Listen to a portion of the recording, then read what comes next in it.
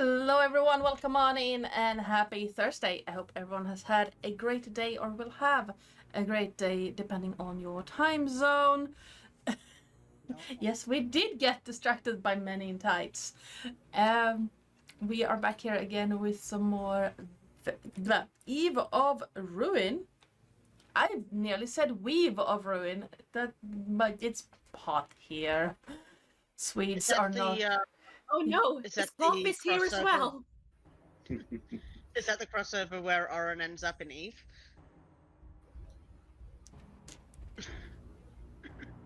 Oh no. I mean... I'm worried about Clothis. Clothis now, yes. Yes. I mean, what? No. The music you're listening to right now is by Adrian von Ziegler. You can find out more about his stuff if you type in !music2 in the chat. The music and sound effects during the game will be by Sirenscape. The overlay and starting soon screen and character information were made by me in Incarnate. The map is from the module. So, and that's from Spelljammer. I love the Kindori.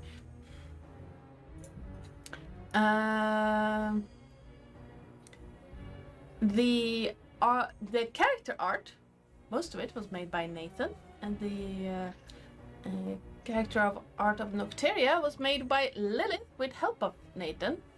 And you can find it over on YouTube. And while you're over on YouTube, you can check out our YouTube channel where you can find D&D and TTRPG related shenanigans. And then you can hop on over to our Discord and talk about it, or check out art in progress, meme pictures, pets, food, you know, all that fun stuff. And last but not least, if you want to know what you can do to help or hinder the party, type in !perks in the chat. It's warm here, my brain is melting. Let's go around the table, introduce ourselves and our characters, and start with Psycole. Hi. I keep forgetting I'm first. Hi, I am Psycole. I am playing Draven, the Droven. Draven, the Shadowkai Hexblade Warlock. You Yes, actually of got it course. this time. without saying it. What? You actually didn't say barbarian this time. No. I nearly said. I'm so proud of you. I nearly said Dragon Congratulations. Dawn though, which would have completely screwed me over. Oh no. I mean, Terris. Hello, I'm Terris, your friendly neighborhood ferret. Today I am portraying Elliot, the death/pain cleric of Leviathan. Yeah. Yay. And I have a cat paw in my mouth. Roll, please stop. Nathan. Hello, I'm Nathan, otherwise known as the Articana, and today I am playing Thalkath, the Red Dragonborn Barbarian. And Lillith. Hi, I'm Lily, or Lil's Queen of Ducks, Quack. Quack. and I'm portraying Noctera de Vale, the Tiefling variant hybrid bard. What was Yeah, there? I need to double check as well. Why was there a question mark on that? Because I'm like, is it a variant of a tiefling if it's a hybrid? Technically it's a variant, not really a hybrid. She's technically variant. Which is also technically not a tiefling. Yeah, but also, you know... Give or take a few, you get what I mean. Yeah, It gets confusing. it does. Things tend to things tend to do that when you add the word Eldritch into the mix. Whoops. Oi. Brain. Hi. I'm Ardana, or Joe, or Oi, you there, since Lillith is here. I am the GM and channel runner around these parts. And I got No, nothing fun, Dad. Dad. Yeah. We're exploring some fun stuff today. Anyone would give us a recap of what happened last time? Sure, I believe that is my job, isn't it, normally? Yeesh. Last time in Idiots in Space, Part 2. We concluded Nocteria's mind exploration of Ilrin, the GIF on the bow of the ship. No, aft of the ship. We've not done the bow yet, have we? On the aft of the ship. Whilst Draven was playing cards with him, let's just say there is some weird shit going on, and Nocteria had to have a moment and go outside to get some fresh air.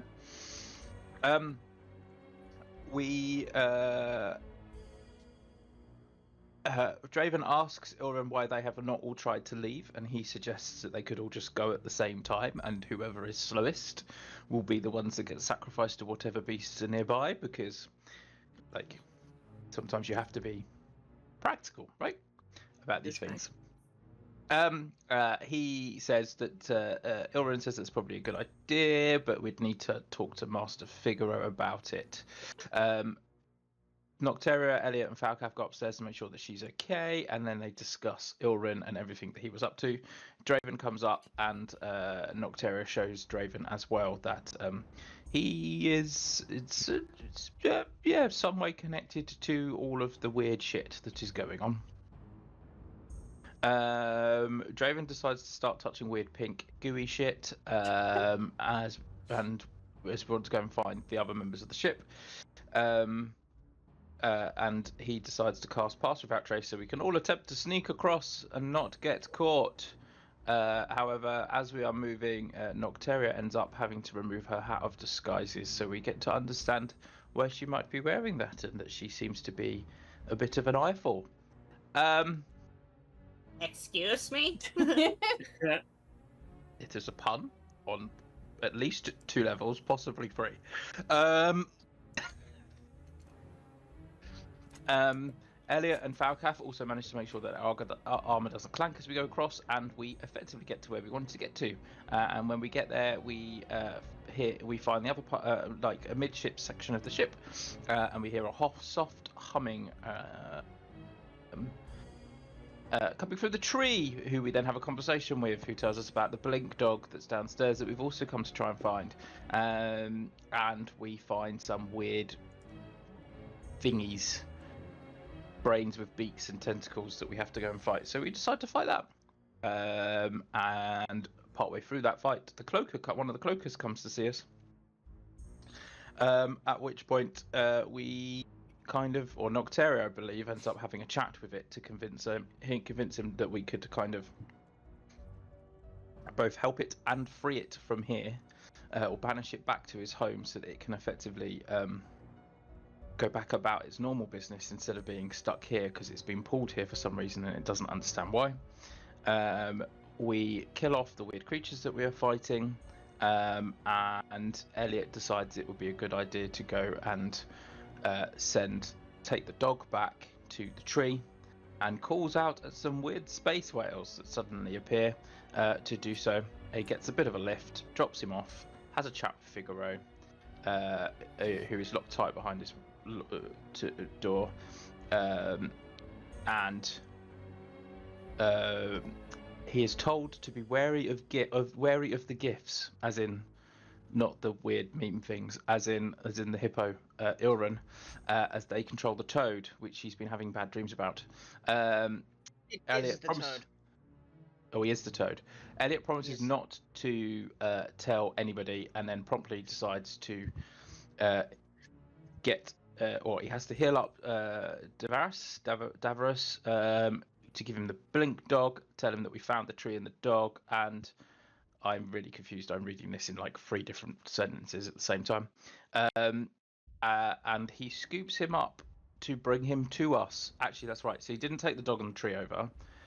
Elliot went over to tell him that we found the dog in the tree, and went to collect Daveras, who was unconscious, who we then effectively, he's in the process of bringing him back to us, where the tree and the dog and the rest of us stood around looking like complete fools with a cloakus just stood sitting over us, waiting to be told where it's going to go.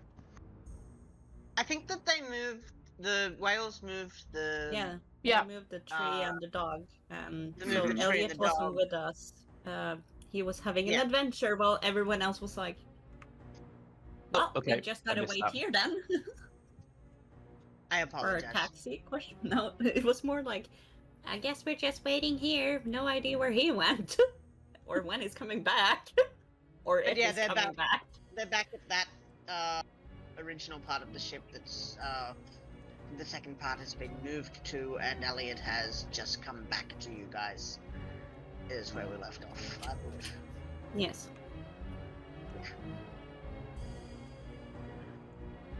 Indeed. You can have a point of inspiration for the recap. If you already have inspiration, you can bounce it to someone else. I will bounce it because I still got mine. In fact, I think So all do of us I. have got them. Yeah, you can give it to the DM. And me? Yeah, let's give it to the DM. That won't backfire at all. Maybe We're all she'll gonna be die. nice. Will she? Shush.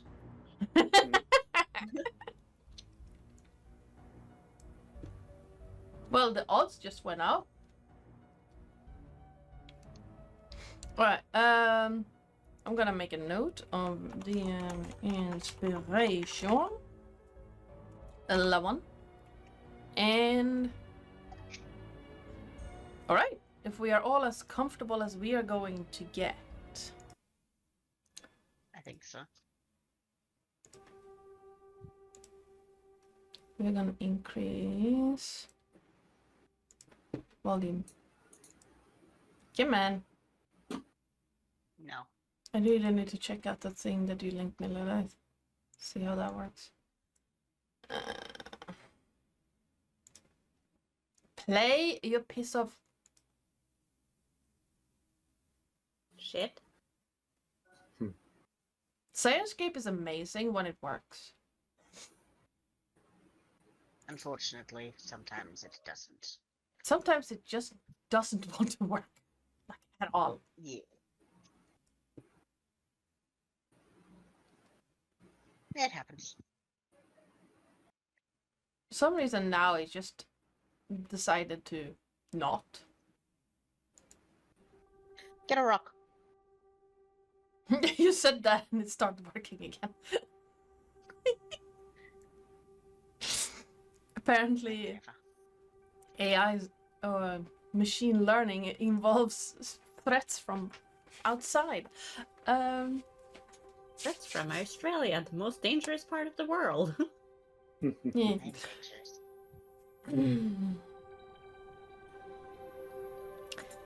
Patience. The floorboards groan, answering the fading memory of heartbeat from somewhere deep within. The air hums with ancient patience, waiting, drifting. High above you, the impossibly large whales move on, the languid movements shifting gossamer clouds. The last echoes of their celestial noise lingers as they fade from vision. Swaying lights move in their wake. The lights of the hunters of the deep of the void. Somewhere beneath your feet, another creature waits. Patient, ready to strike. You look around, and somewhere beyond the veils of starlit mist is your goal, currently just out of reach. What would you like to do?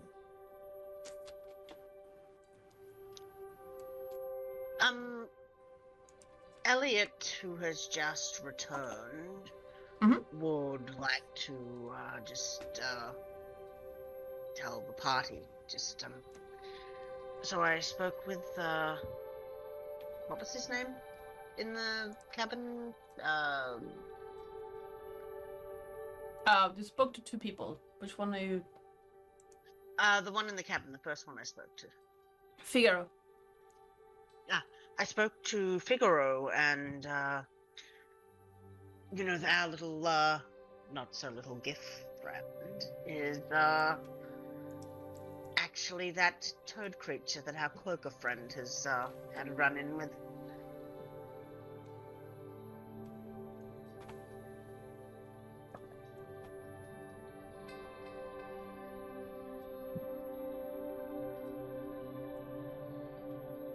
This is a He's player thing. recent. I had my brain just came up with a really silly kind of joke.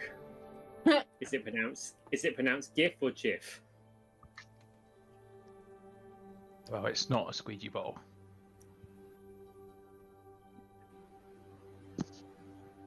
Dum dum dum. I'm not Dum, dum, dum. entertaining that. Why not? Anyway, back to our regularly scheduled programming. Yes, so, our friend may not be all that he appears. Apparently he is also the great toad creature that, brought our cloaker friend here. That explains so much about why he managed to beat me at my own card game in the first few minutes of me showing him how to play it.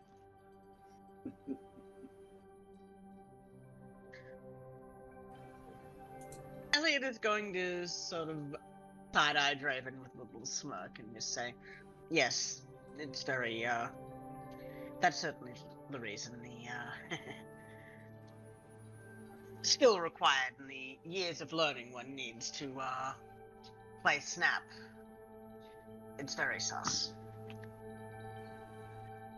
Snap is a highly skilled game. I mean, That's what I just said. exactly. And he managed to beat me twice. Let's just... there must have been something Eldritch involved in that entire scenario. Absolutely. Elliot is trying desperately not to giggle. Did we ever figure out what was inside this chest thing, or not chest, set of drawers, like desk? That's the word. Nope. You haven't looked at it yet.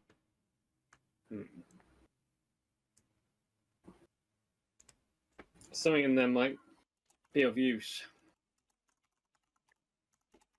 Well, the last time I poked at something, I got electrocuted, so have at it. I'll revive you if you die. Well, good thing I am resistant to that kind of damage. You're resistant to death?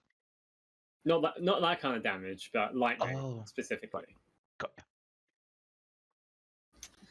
you. So can I have a quick look just to kind of give myself an idea of like what's what before I inevitably just smash it? Yeah, you can give me an investigation or a perception check. One button. Investigation. Let's go investigation. If I had to press intimidation there, that would... Would you like some guidance? I don't think I do need it, really. I got a 20. Nice. Not a nat 20, but a 20. All right. Giving the area a quick look over, you see there is a very ornate-looking desk next to a mid-height, equally ornate-looking bookshelf, and then this series of very odd. It's not called lines. Grooves? Grains in the wood. They seem too uniform to be like a natural wood grain. And looking closer, you see that they seem to form this oddly wrapping kind of pattern. And as you look at that, you see that, and then in the bookshelf, you see an odd-looking book that upon closer inspection is not a book. It is a metal strong box made to look like a book, called Dissertations on the Abstruse Mind. Interesting. Abstruse? Yes, Abstruse Mind. It's currently locked, but it's not trapped. The desk seemed to be in... Wait. No, it is trapped. The box is trapped. The desk is not. But the desk itself has been almost entirely cleaned out.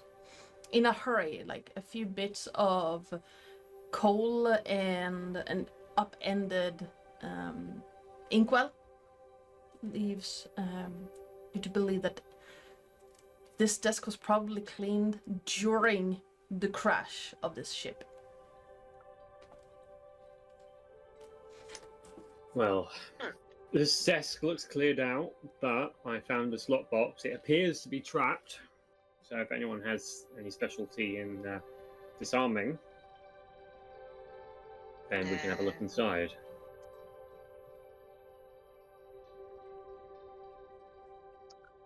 Well, if I'm not mistaken, and she looks over at Draven, you're good with locks. I mean, based on before, I wasn't. I can give it a go. Have you lifted the lockbox out? Still have Death Ward on? I can't remember. I think I do. That would last for 8 hours. Yes. It's been like an hour. Excellent. Yeah, so he'll look at you. Just look, you're warded. I'll heal you up if you get zapped. I believe Falcath would have taken it out himself. Okay. Can I take a look at the lockbox then and see whether or not I can work out how it is trapped and whether or not I can open it without setting said trap off or maybe disarming said trap, please? Sure. Would you like guidance? Sure. An investigation You can check. touch me anytime. An investigation check. You can add your proficiency bonus because if you have proficiency in sleight of hand. Oh, I don't have proficiency in sleight of hand, but I do have Thieves' Tools proficiency. But anyway, you want an investigation check? Yes. And then the guidance is a D4, right? Because God Yep. knows, can I use my inspiration, please? Sure. I'm going to burn my heroic inspiration to get a 16, and then I'm going to D4 that with my guidance for a 19. Turning and looking further into the mechanisms of this trap, you realize that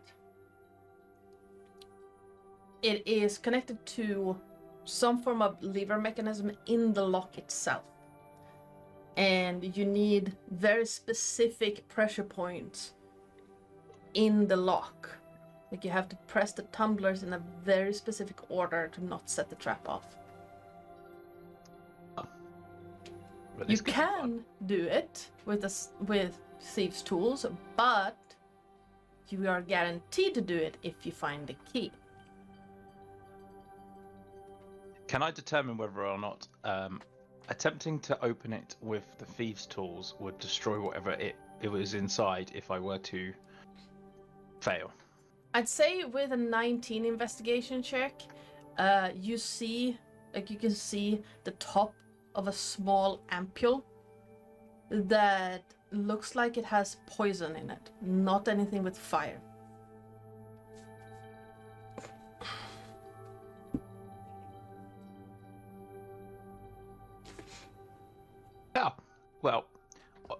good news.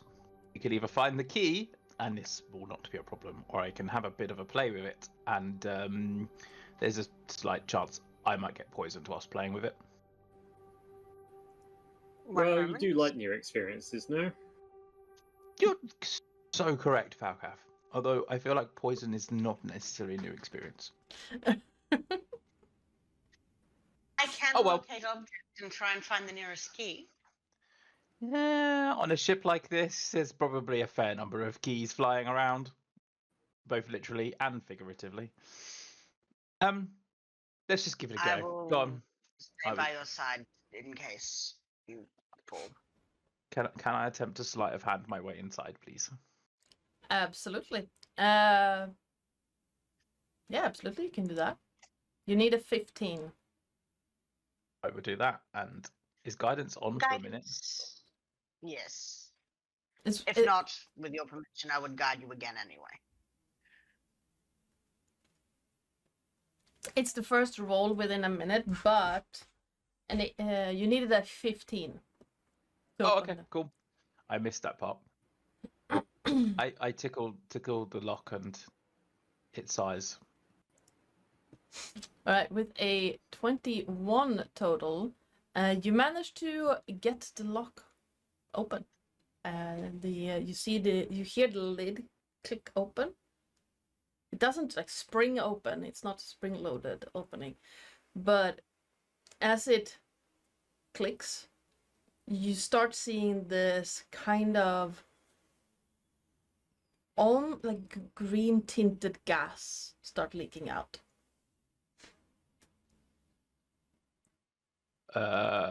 Is that Sorry, because put it there's a down, vial? take a few steps. Go on. Sorry, what did you say? Nah. Shall we take a few set this down, take a few steps back, and wait for the thing to dissipate? Yeah. Or I don't know. Did I have it? I do. Can I? Excellent. Can I just like start multicasting prestidigitation to puff the poison smoke away? I'm just seeing Draven there with a giant fan just go, no, no, no. I think it would be more like it's like a blowing out the candle, but they're just getting more and more aggressive in the blows. It's like it's just like give me a Constitution save with advantage because that's funny.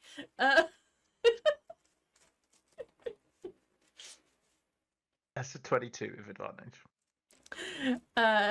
Despite your best efforts, it does take you some time to puff the poison gas away from you, and you start feeling like burning your nose hairs.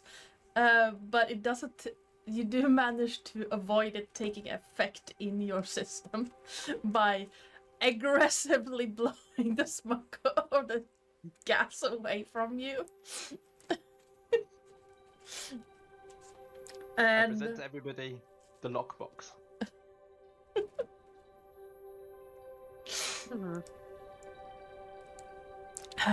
because that is objectively funny. I have concerns.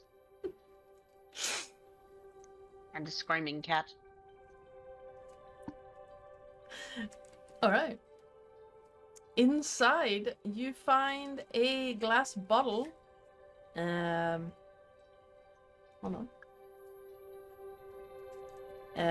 With some purple liquid, with a pink, like, cloud-looking thing floating inside. And what looks like a journal bound in golden leather. Gilded leather. Ooh. Can I pass the vial of purple stuff to our resident apothecist, Noctarium? She will look at it. Does she know what it is? You can give me a Arcana using your medicine proficiency. Do you want me to use Arcana or Medicine? You can roll Arcana check and then add your Okay. proficiency again. Please stop touching me. So that's 17 plus 11? All right. It's a potion of mind reading. She will hand it back to Draven, being like, I have no use of this. It's a potion of mind reading. Ooh. I stuff it in my jacket. And then I kind of open the book and I'm like, I go to open the journal and start trying to read to see whether or not I can understand what's going on. Yeah. The journal looks to be a belonging to a. What's her last name? Why is it so spread out? You piece of. Yeah.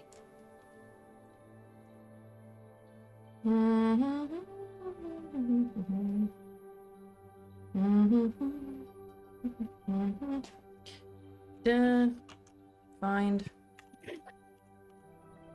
No. Apparently that's not your name. Okay. I should really write these things down. And isn't her name Indira? It's the name of the captain. That Inda. The journals, the inside of the journal states that it belongs to a Captain Inda Malayuri. And it's like a combination of captain's log and personal notes, you guess. Don't know if Draven speaks Celestial. I don't speak Celestial, but I do have Eyes of the Runekeeper, so I can read anything. All right. You do. Yeah. Hold on, so. let me double check. I've definitely taken that because I'm sure I have. Yes, I can read it all.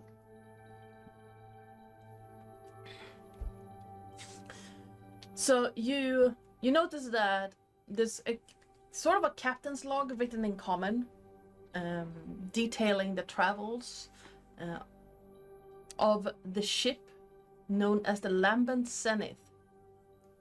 The what now? The Lambent Zenith. Let me give you the name in the chat. Lambent Zenith. Thank you. You are welcome. And name of captain. She wrote that right. Someone give me a gold star. And the various different cities and ports the Spelljammer Lambent Zenith has made birth at and traveled to and from and traded with over its many years in service. And it also details picking up a strange artifact a while back that, when attached to the front, anything called of a ship bow. Oh. When stored in the forecastle of the ship, allowed the ship and her crew to open portals nearly by will alone between various different planes, making it possible to not have to rely on already established trade routes. The journal also details, this time written in Celestial, the extreme security system set up to protect this artifact.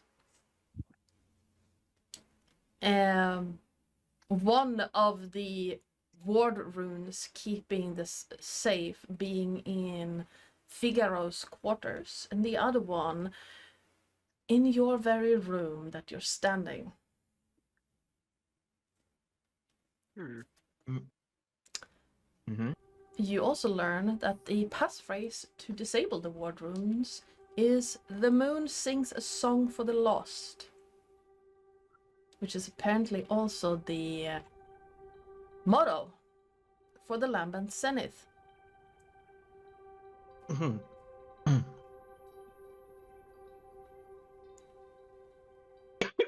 Can I say that out loud? Just stood there reading. Sure. Let me see where you guys are at. Draven, you say that out loud, and a shock of static shoots up your leg. As the ward rune you're currently standing very close to deactivates. Sorry. Ooh! It tingles. Are you alright? What happened? Well, according to this, they found this artifact that they put in the forecastle of the ship, and it allowed them to create portals that allowed them to bypass most of the trade routes. And they set up some kind of like, or a pair of wards to protect it. And the pass code is, sorry, the passcode is the moon sings a song for the lost, and I say that out loud again just in case it reactivates the ward, just because, yeah, and it deactivated the ward, and the ward appears to be quite close by because it was a bit of a static shock. Kind of pleasant, really. Right.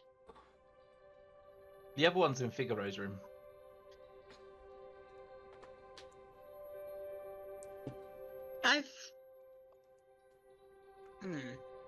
Right.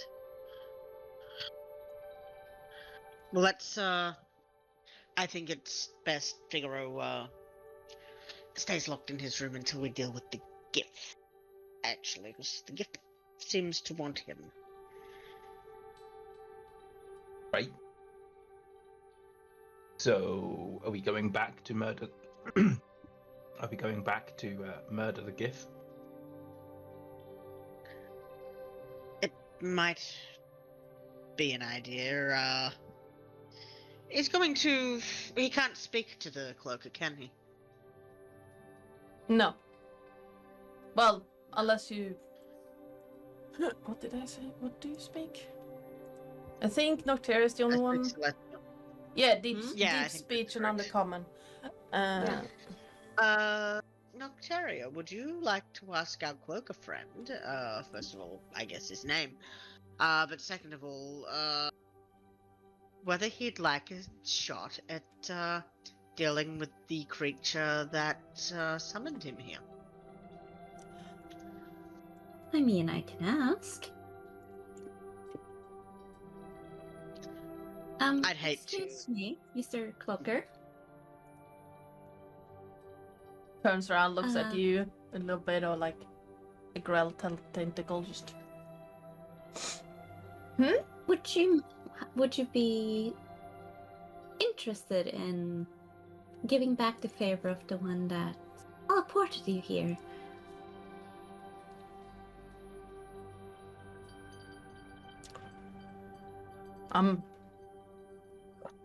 Like maybe you want to shoo off his face? I'd love to, but I'm not suicidal. And she will look at Elliot and be like, "It's not suicidal." Do let it know that it is the creature that brought it here is currently disguised as a GIF.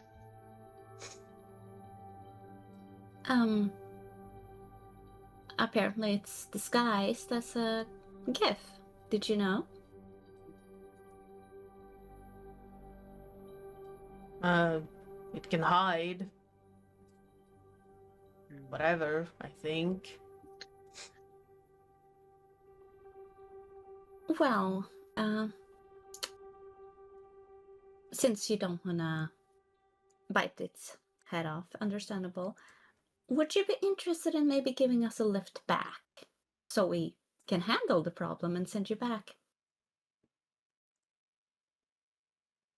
I can do that. She will look at. I want to bite it, but it will kill me. Oh, we don't want that. You're such a beautiful creature. And Looks she will at look you at like, the party. Gentlemen, we have a Yes. ride back. Excellent. And Falcaf, I would love to say that the bloody bees are back. We're gonna smash their faces in. You're We really muted. need to find a new name, though, and she looks at the pale people.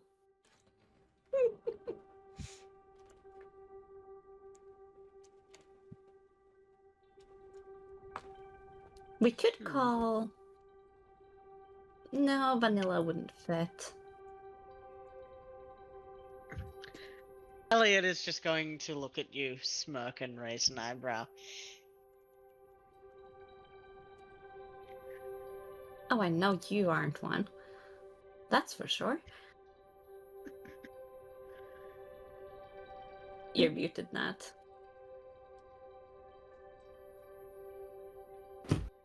Didn't realise that whole thing. Basically, Falcaf really likes the idea of smashing things, and I was just reading what Donna said. Beyond the Pale is very cool.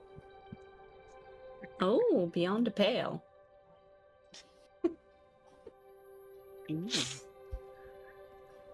We'll workshop it. Yes. It's up to you to name your team. If you want.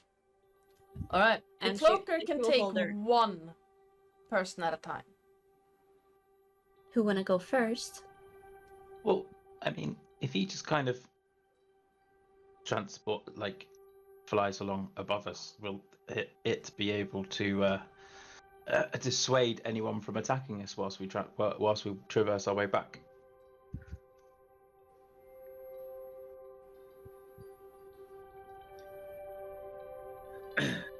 I could ask if it has anything trying to eat it, if that's what you're asking.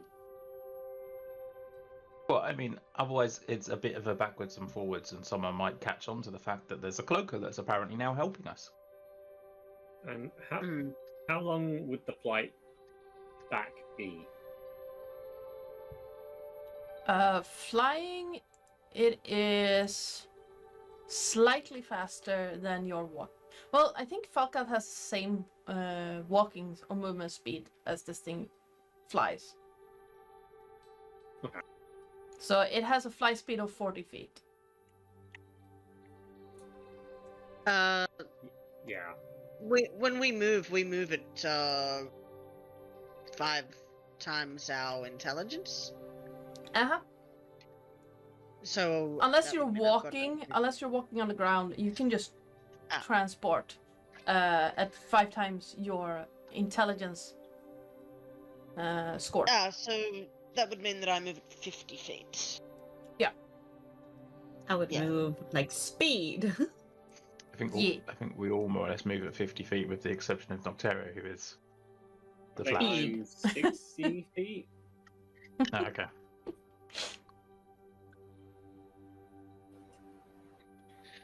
It's okay, Falcap. Us 2 dumb boys will just You'll we'll just take up the rear. You'll just hang out with the cloaker. Mhm. What's this over here, by the way?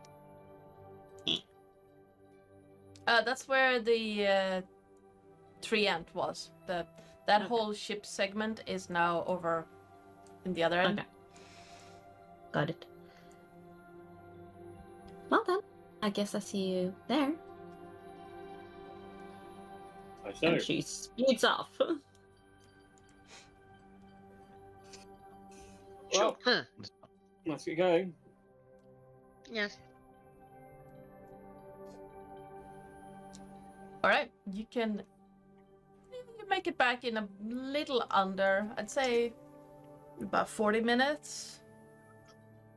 And you notice that the star anglers that usually patrol around the stern segment seem to give you a wide berth with your cloaker friend, who is currently like really spread out, making itself look as wide and as intimidating as possible. Yeah, Elliot looking at the star anglers is just going to very quietly say, "That's what I thought." All right, let's move you guys back Ugh. here, and you can put yourselves where you would like to land. Now, let me move that one. I need So- to find where we are now. I'm lost. You would be Talk. top left corner. Oh, I see. You are not on the correct segment. Hold on. There.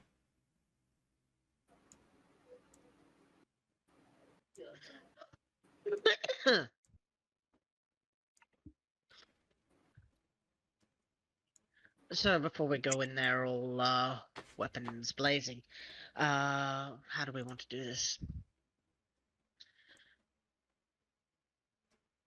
That is a very good question.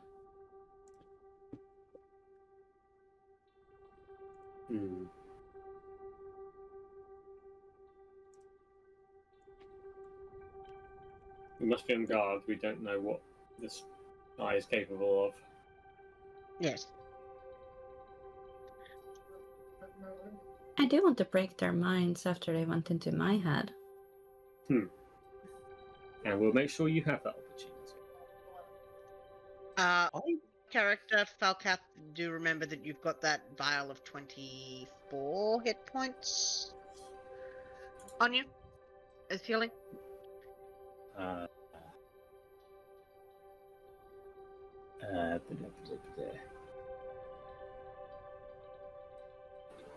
Elliot blood potion, yes. Yes.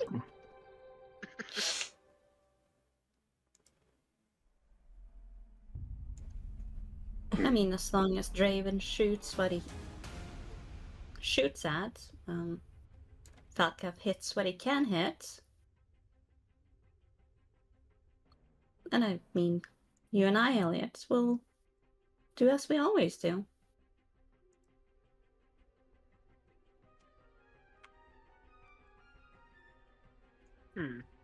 Or do you have a plan?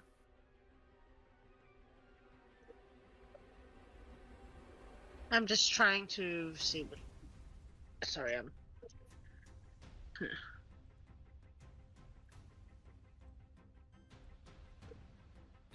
Let's take this opportunity to grab a drink real quick.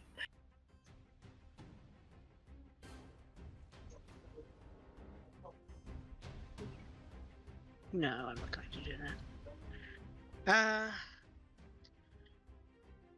I have some big magic I could do. I'm not Intriguing. sure if it would be useful. I'm holding off on my no, that's fine, that's level 4. So that's up right there. Quick question, DM. Yes. How long was Elliot away? Did we get a short rest while he did that? Yeah, you could have.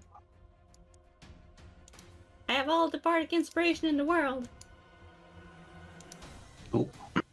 What do I get back on a short rest? I cannot remember. Everything. You're a warlock. Oh yeah.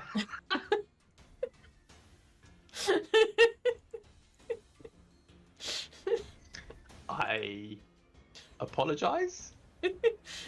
Just blame the heat, it's fine. I apologise. That also should have been my question, not Lilith's. Yeah. as the short rest requester, yes, that should have been mine. What I I'm could looking do out for you, is it's fine. what I could do is attempt to restrain the creature for a minute using my chain spell. You can do that. It would, however, mean that everybody would be at range for a minute, due to me not being able to, stop you from taking damage from the spell if you wandered into the area.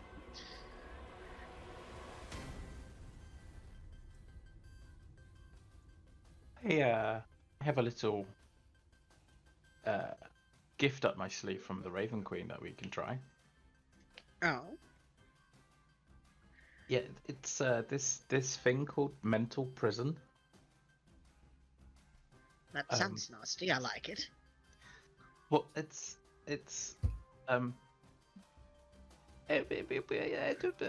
yes.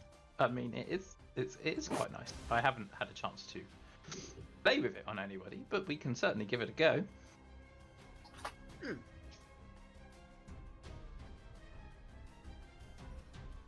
I am up for it.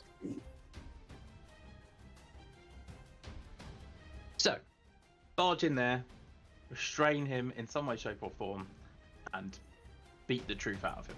Is that what we're doing? I just have one question.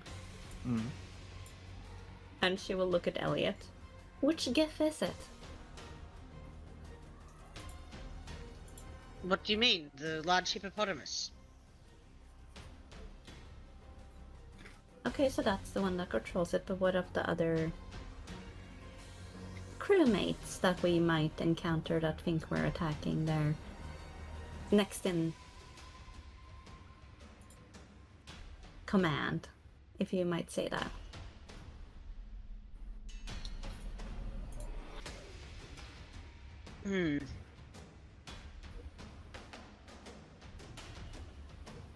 Well, I know that,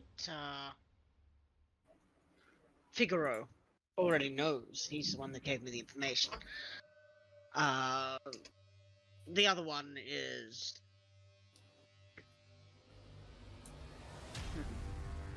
not in a state to fight. As for the others, I'm sure they'll see reason if we can manage to, get the creature to take its true form.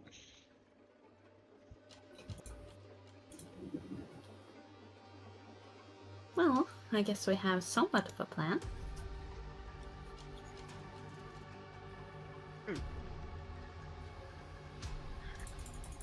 So Figaro has the artifact, correct?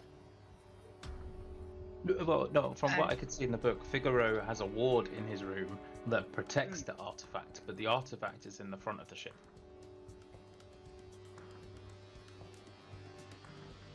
So, we deal with the GIF, we disable the ward, then we go to the front of the ship to pick it up.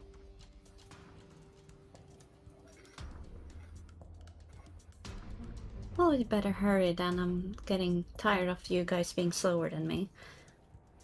I have the tiniest of legs here. Fine. And I would like to effectively walk to the last place we saw him, if possible, which was in this room. Excellent. Now, let me check.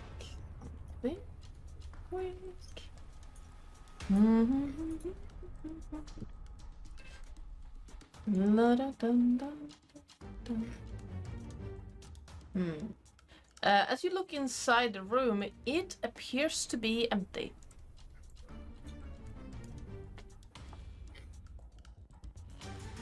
It appears to be empty. Yep. What was the thing that we needed to do to activate the see invisibility thing from the mark that we've got on us? Did I write that down? It is a word.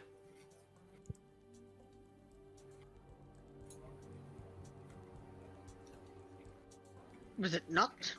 No. Yes. Yes. What? Knocked.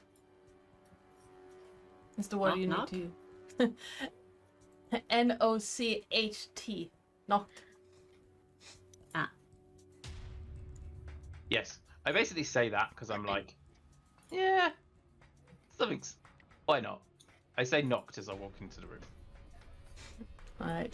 Your vision shifts for a moment, and instead of the purplish pink hues of the astral sea around you, everything turns into almost a silvery white. It's kind of similar to the grayscale of the Shadowfell, but this is bright instead of muted colors. And everything seems to be moving in some form of almost... like everything seems to leave a trace behind in the air. Almost like, you know... this might state me something fierce. Have you ever been in a place with a stroboscope? It's like rapidly flashing lights, and if you move your hand, it leaves like an after image. Oh yeah. Oh yeah. That's basically how you experience this place right now. And on top of the table in the meeting room, you see a large hippopotamus man sitting with one leg crossed over the other. Not a care On in the the top world. of a what? Of the on top of the table. He's like sitting on the table. Okay. Is it Ilrin? Yes. I'm gonna play dumb. I'm gonna say, oh hi Oren. I was looking for the ward that turns the protection off for the artifact that's in the front of the ship. You haven't happened to seen it, have you? So that's where it's at. Well, thank you Oh, for that brilliant. information. I have not seen it. It's a shame that you're looking right at me. Why is that? I mean, I've been looking right at you multiple times today. Well, now that you know what I can do, it's not like I can let you leave. No, probably not. And I would like to cast Force Stage. Oh, I like it. Yeah, okay. I don't think Oh, there's... sorry, it's not Force Cage, it's Mental Prison. Here you go. That's what I meant to say. Let me put it into the game log. Mental prison. Bind one creature can see within range. Charmed. It is not.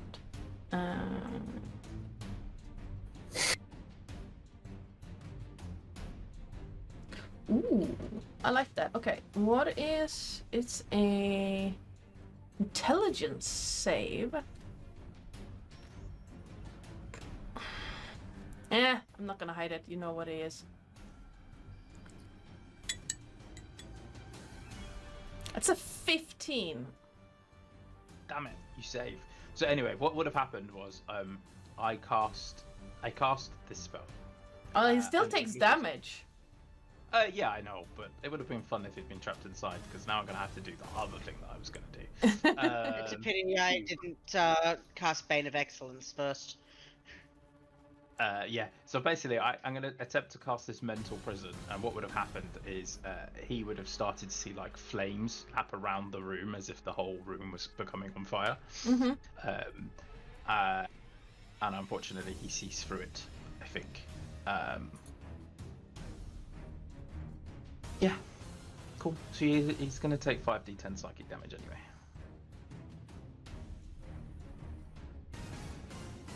Ooh, that's a good roll. That is a really good roll. Ooh.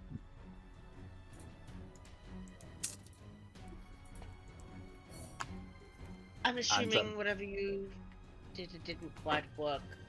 Well, so basically, what you then see is Draven effectively dive backwards out of the room before he can try to respond to try and get him out into the open so that everyone else can have a wail at him, if that is at all feasible. Alright, you do that, and we're rolling initiative. Yeah, Draven kind of bursts out here, and then you just say, no, that didn't quite go according to plan. Given the opportunity, I'll chain him up.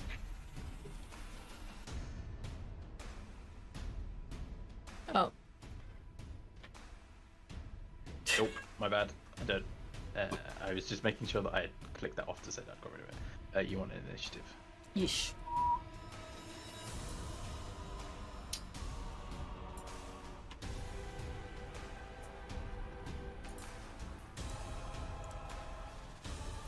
Yeah, they have seconds.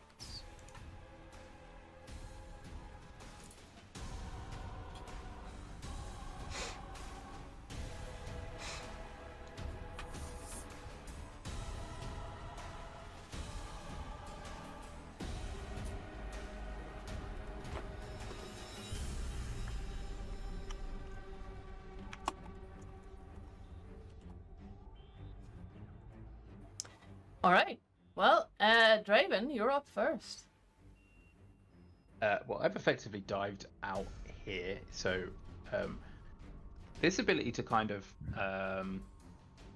move in any direction, would that also effectively mean that I can kind of float off the side of the ship slightly and just kind of... Okay, I'm just going to kind of get over to here, and then I'm going to hold my action, so if he does follow me out of the room that we were just in and out into the open, I will hold my action to then shoot him with my crossbow, please.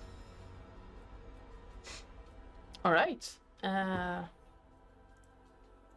Nocteria.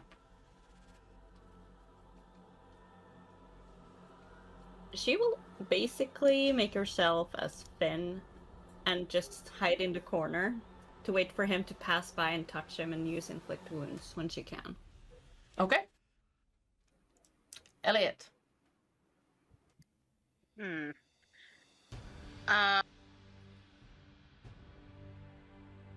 He wants to use his chains, but he doesn't want to keep the guy stuck in there if everybody else wants to smacky.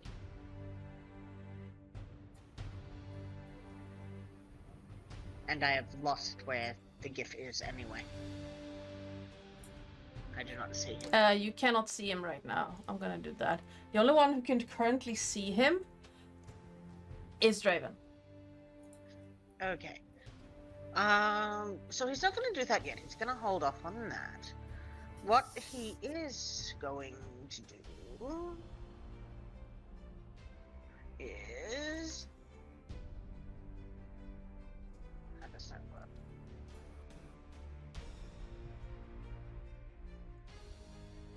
Spirit Guardian, that's how it works.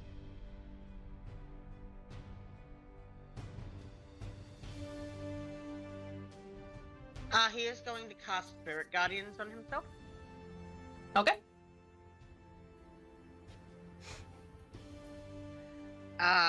Designating his friends and the cloaker, which are one of his friends, as not dangerous, like as not to be hit. Mm-hmm. All right.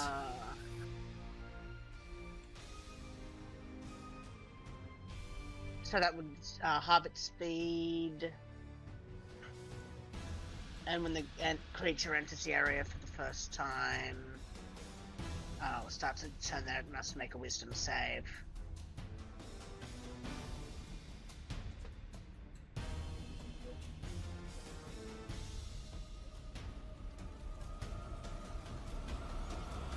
All right. So that's a 15-foot aura around him.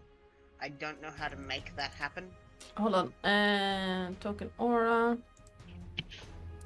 So if you right click on your character, can you select token auras as an option? Yes.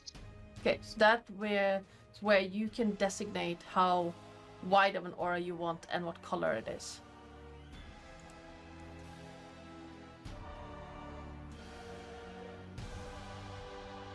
And if other players can see it too. Okay. That is a big aura. It is, yes.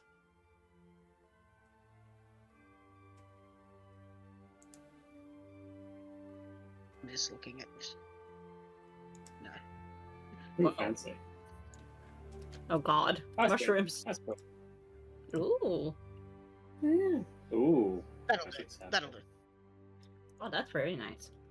So if the GIF is in that area, it is going to need to make a wisdom save.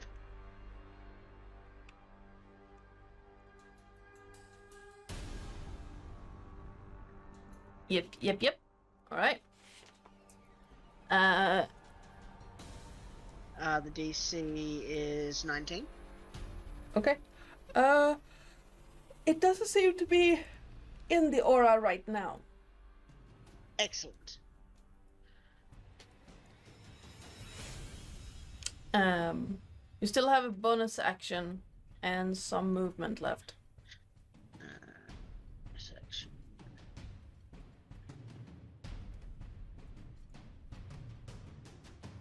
I've already cast a spell, so I can't spiritual weapon. And I can't see the creature, so what I will do is... Can I move here? Yeah. There you go. Excellent. I will move there, which will hopefully make it slightly more likely that the creature is in my sphere of influence. All right. You hear a thump sound, and then long thumping strides, just as something big turns the corner. Draven and Falcath, you see the shape of Ilren, like, appear in the doorway. And I need to do a wisdom save. Yep, I will roll damage because it was. Success anyway. That is a shit roll. So is mine. I rolled 3 2s. No, that's a On check. I rolled 3 2s on 3d8. Well, I rolled a 9 for the save, so. So he does take the whole 6 damage. And his speed is halved as well. And he is now fully visible because he took damage. Yeah. Hello. And having his speed halved is kind of a bummer in his eyes. So, what can we do?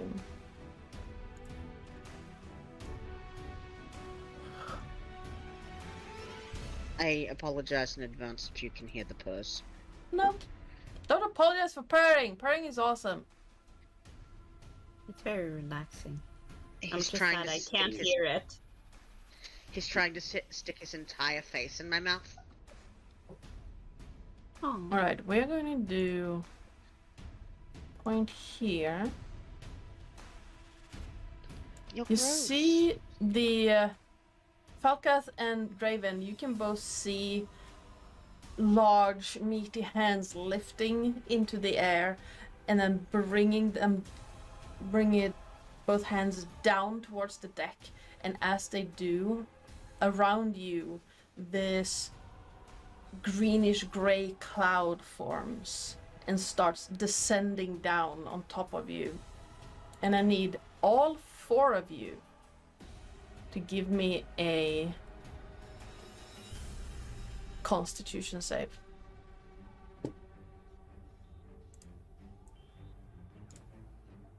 I rolled a nat 1. Oh, no. I rolled a 10. Do you have inspiration? I do. I will use my inspo because I know what that is. I don't. I rolled it to get into the box earlier. That's 14.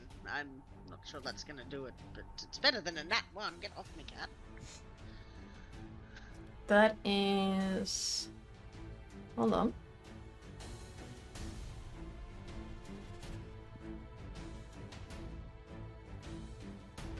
All right. Track. That is 5d8.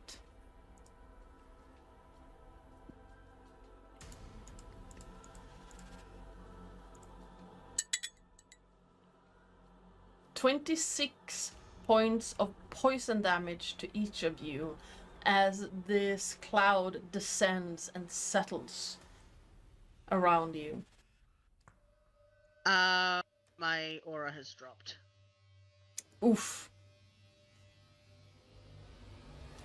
Now, I can't actually see him because of where the walls are, but would I actually be able to see him so I can take the shots that I was holding as my action from before? Yeah, I'd say he has to be here to get a proper line of sight. So he's actually like in the door, so you can see him. Oh, okay, perfect. I will. If no one minds, I'll quickly pop off my dots. I guess I can't poke my hand in and do inflict wounds if I don't know if it's there or not.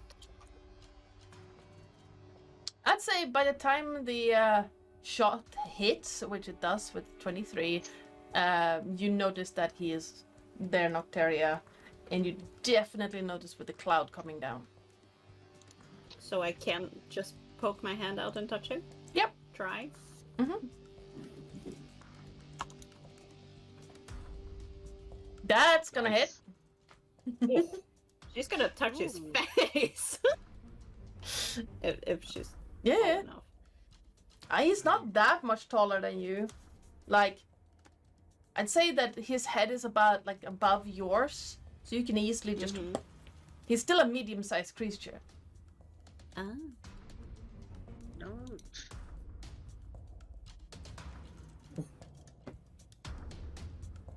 Well, you need to get off. I mean, you do double damage I do. because it was a Right. critical hit. Oh, yeah. I don't need to roll again, right? Okay, cool.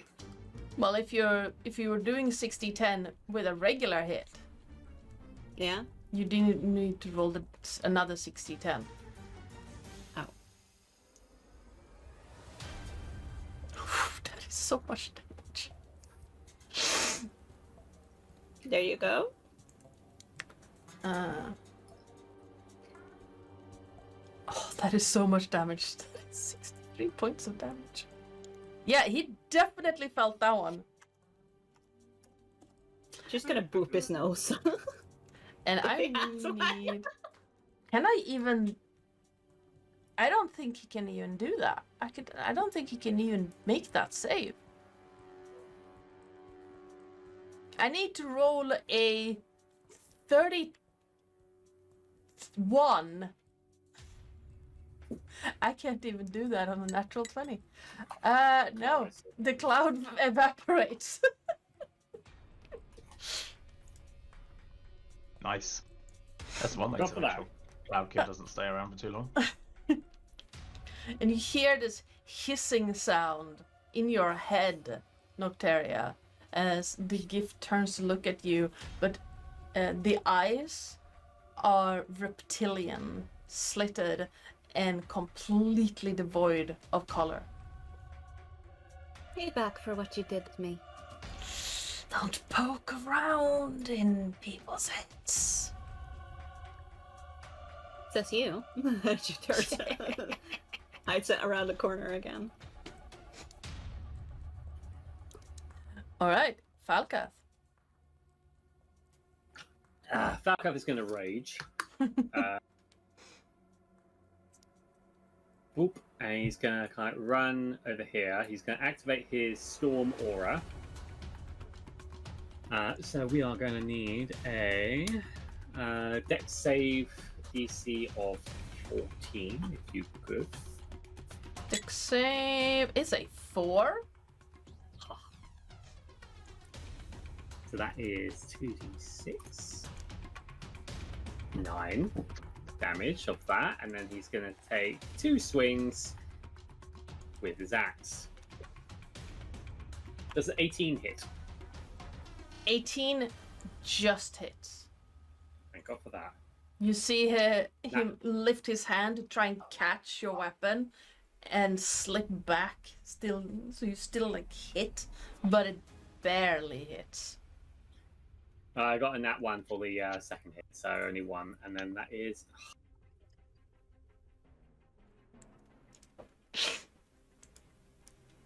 Add your rage damage. Oh, that is true. And what is that again? That's a +3? I think it's 3 at this level. I haven't played a high level. You know what? I need to... Hang on. I need to write this down. You mean use your fucking rage damage? Rage damage. What level are we now? 11. Yeah, it's a +3 for rage. It goes to +4 at 16. +3. Okay. I've noted that down in the notes. So that is... that would be... What was that? 9? No. Yeah, 9. 9 damage.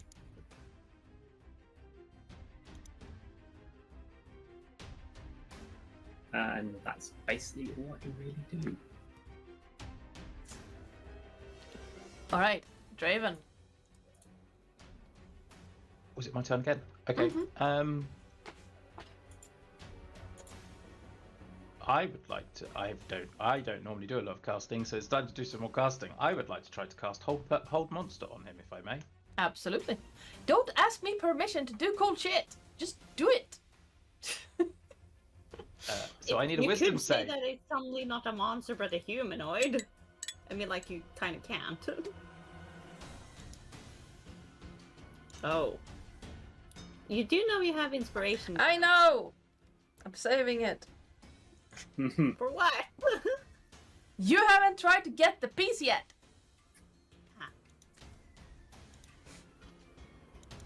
Do that then. So, what happens is Draven's just like floating off the side of the ship whilst you guys are all crowding around next to him. And so what you guys see in front of you is probably like a series of weird raven feathers kind of appear around his person and appear to lock him into place, like it's like throwing knives, if that makes sense. Mm-hmm. And he is now paralyzed. I hope he's not undead. Please tell me he's not undead. Doesn't seem to be undead. He seems to be locked in place. Excellent. There you go. That is Draven's turn. Alright, Nocteria.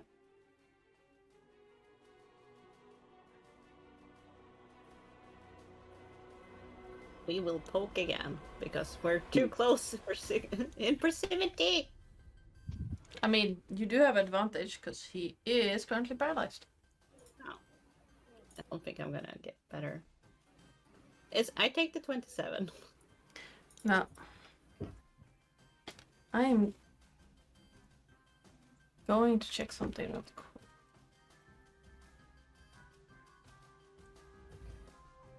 There. Boop the snoot. Yes, boop the snoot. I'm going to double check something real quick.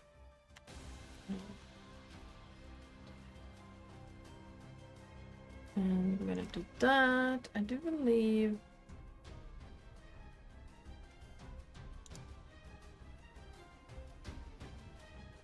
I mean, yeah. Roll another 5d10. What I want. Oh.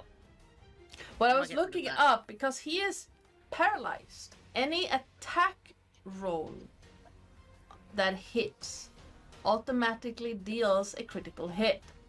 What I was looking up was if it was weapon attack roll, but it's not. It's attack roll. Oh, that was a Very sad. very sad roll. He's not looking all that hot. And she will pat Falcap's shoulder and giving Bardic Inspiration like, you can finish this. And since he's paralyzed, she will back away. In case it gets out of hand.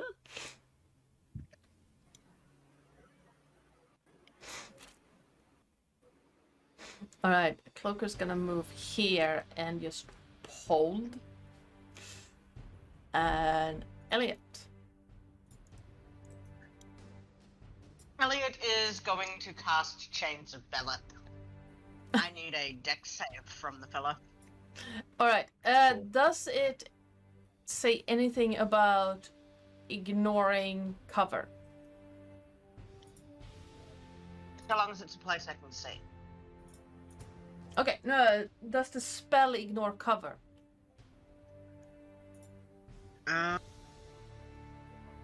It doesn't say. It's, how do I add this to send a game log? There you go.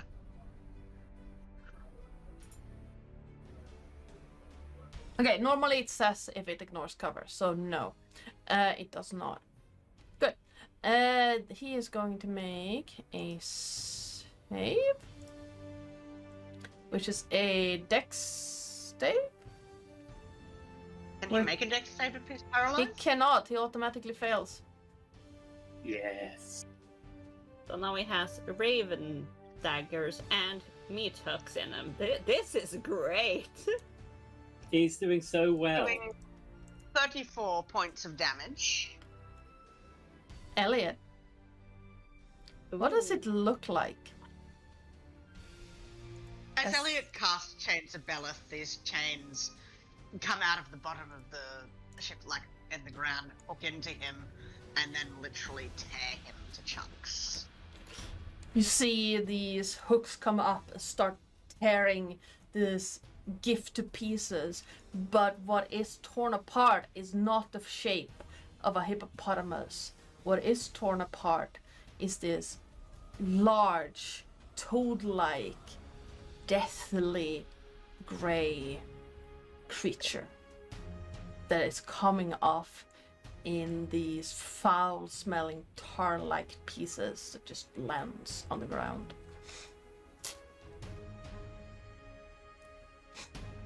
Well, that was deeply unpleasant. Oh my god, it's like my ex-girlfriend. Wait, Psycole. I thought Jesus. I am utterly surprised, Draven. I didn't think you swung that way. Oh, Draven's any port in a storm kind of guy. And as he says that, he's going to wave a hand and dismiss his chains, which just sort of slither back into the ground. I will continue to concentrate on Hold Person just because I'm mildly concerned that he has like a second form. Nocteria, as this creature falls into pieces, literally, you feel this twinge in your mind, like this weird pain shooting through the eye up at your hairline.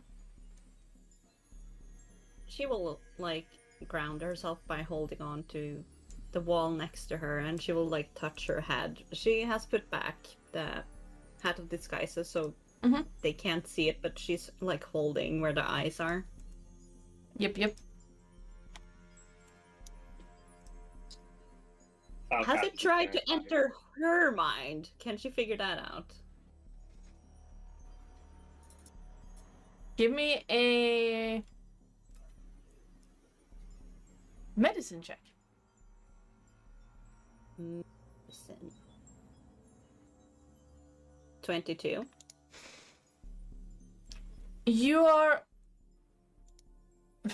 how to describe this? From what you can tell, medically, you are completely sane and completely sound. Mm-hmm. But from a medical standpoint, you do realize that you have been in contact with something that your mind didn't like at all. Mm-hmm. And that twinge of pain is stress releasing. So she's stressed. Yes, you went through a very stressful experience digging through the mind of a death slot. Not that Does she you now know realize that. what it is? Yes, Does she know what it is? No, I don't think. Well, you can try and make a check to see from the pieces if you can figure out what it was. But What role would that be? that would be a survival or nature check.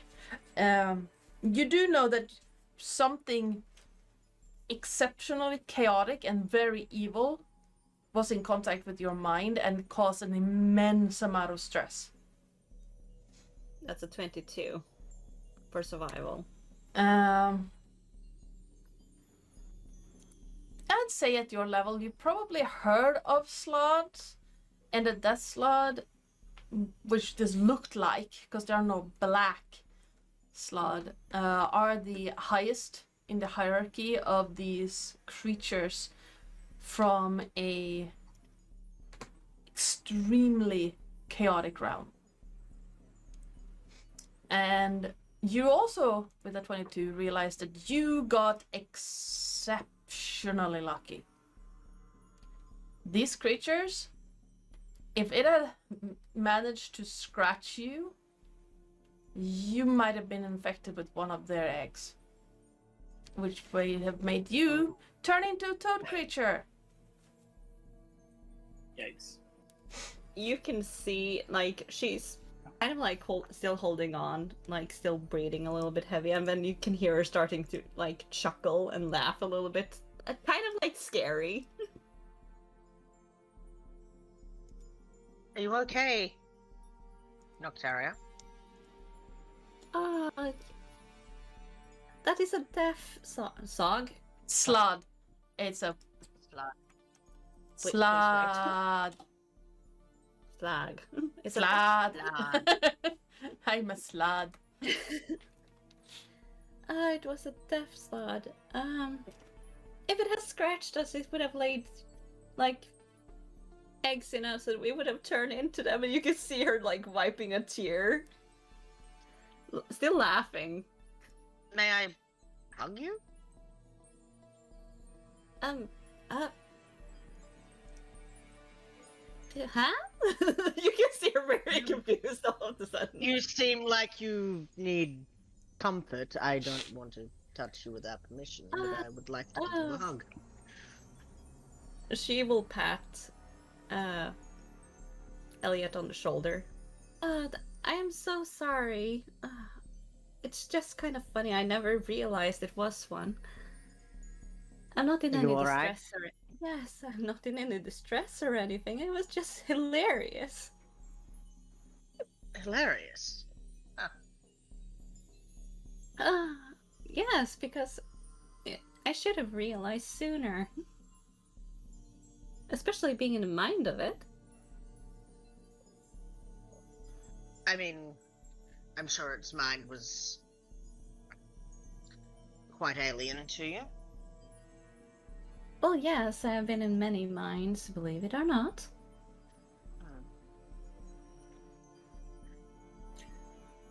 But you're alright. Well,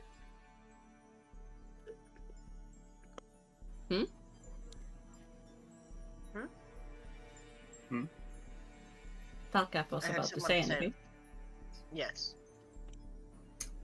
whilst all this is happening, Falcap is kind of like sulkily kind of kick corpse because he didn't get much of a hit in. He was hoping to have some form of combat. I'm sorry, Falca. It's fine. It's fine. What matters is let's get the thing's dead.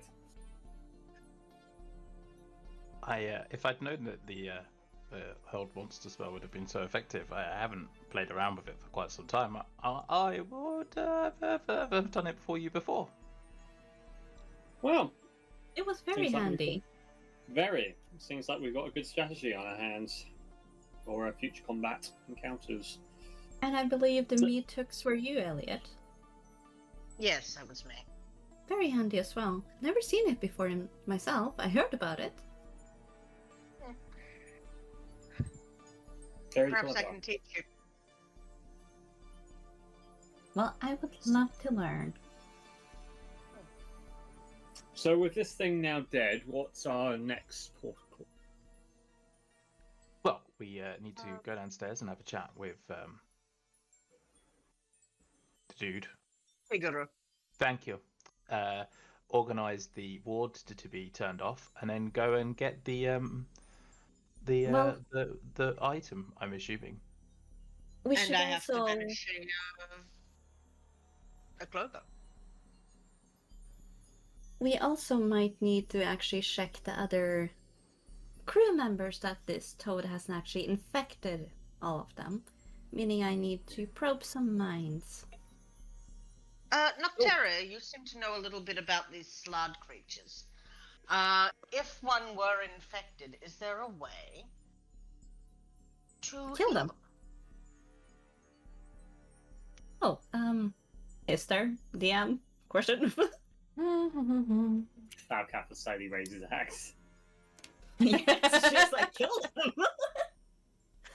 As you raise Quick your with his axe, eye. Elliot is going to reach out. He's not going to touch you, but he's going to touch the axe and lightly lower it. And just sort of put pressure on it. Just, no.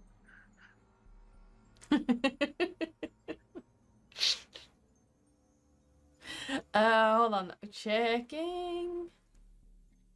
Like, would a greater restoration perhaps help? Doesn't say anything, but I'm gonna say yes. Greater restoration will help unless it is because technically it becomes the creature when the egg hatches, so to speak. It's not like a mind flare transformation. Not that you guys would know that, but this is more of a infusing the egg with the life force of the person, and then Becoming one. Yes. We're Well- getting so many strong references right now. I've got Spice Girls in my head. Tara will tell Elliot, like, it could work if they haven't, the minds have become one, kind of. That's why I need to go into their hands to see if... Well, you do that, It's and I'll be right by your side to cast Greater Restoration if needed.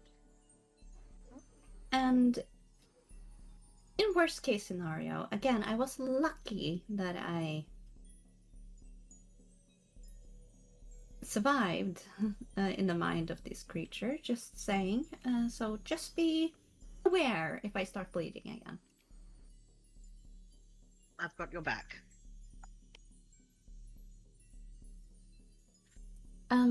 Elliot, would you mind if I have a word with you? Of course. Excuse me, gentlemen, and she will go upstairs if she fucking have to go around. Yes, you do. Because I'm evil that way. Look, I can go around.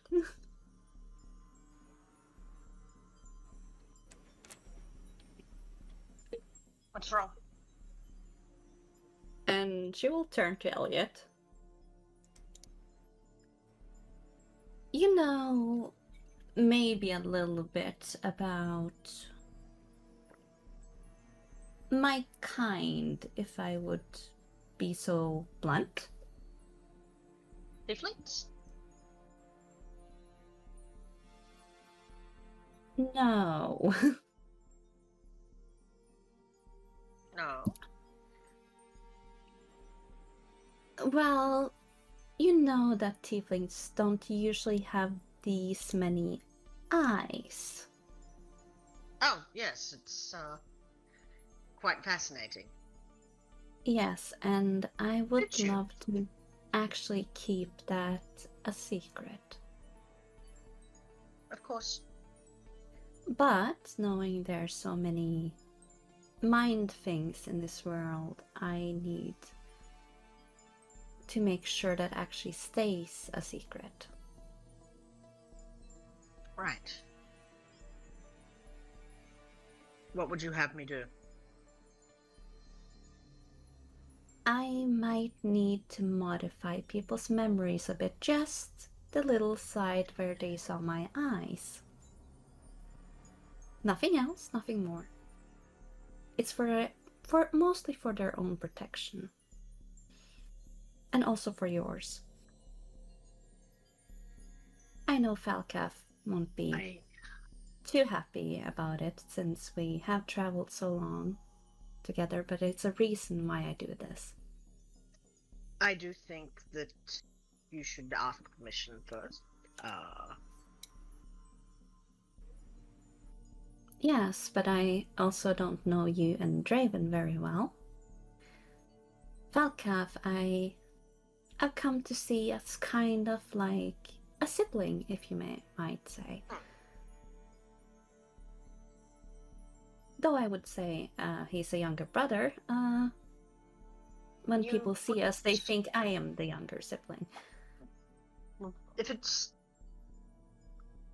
I understand it's for your and our protection, but do understand that, I hold no judgment. I am not afraid of your judgment, Elliot, or Draven's, or Falcath's, but knowing that other people can accidentally see what you have seen makes it more dangerous for you than for me. I understand. I, for one, give you permission to modify my memory of this. But I do, once again, think that you should ask permission from the others before you do it. It's, I will not do this right now, because we're still in a very questionable state of mind right now. I understand. But I will take it up with him when we're back at... And she looks around. Not in space. Good idea.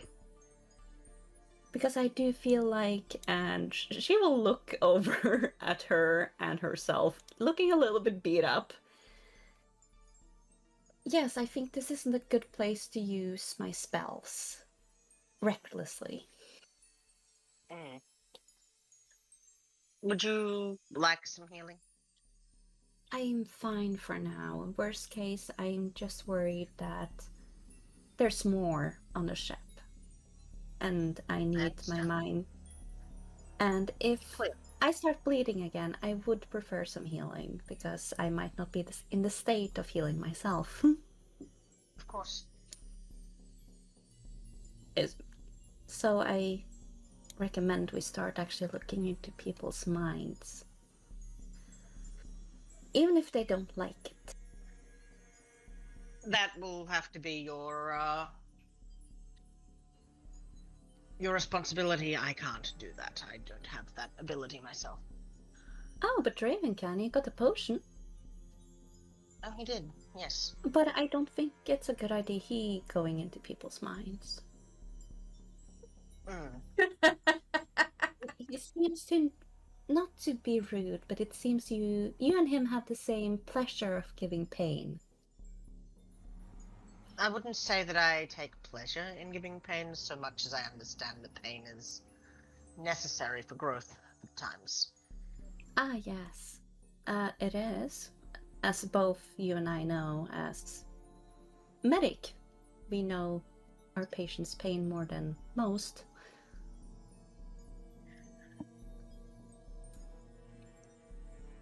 I also feel like Draven would do something to people's minds. I do not know what. It would be intriguing to see. He does seem to have a mischievous streak about 6 inches wide running straight down the middle of his back, doesn't he? Ah, just a tiny bit, but I feel like he's a fun soul. And he's quite capable as well. I'd certainly rather have him on my side than against me. Indeed. But it would be, and she starts like heading downstairs as you can hear her like, but it would be intriguing to see him in someone's mind and how they would come out afterwards. As long as it's an enemy and not an ally. As you walk down the stairs, Nocteria, you see the cloaker cling to the side of the stern castle deck and just reach. Draven and Falcat, you see this creature just reach inside the door, grab one of the clumps and just shovel it into its face, and then fly off. I told him he could eat the face. I'm very sorry. Nocteria, if you wouldn't mind telling him if he is a little more patient, once we've acquired the piece of the Rod of Seven Parts, I will banish him back to his realm. Yes, of course. Mr. Cloaker, I never got your name if you do have one. The name's Marako. Rakun, what a pleasant name. Very mighty as well. Would you mind staying put here as we find the rod and we can banish or teleport you back to where you came from? Not going anywhere. You'll soon be home, I assure you.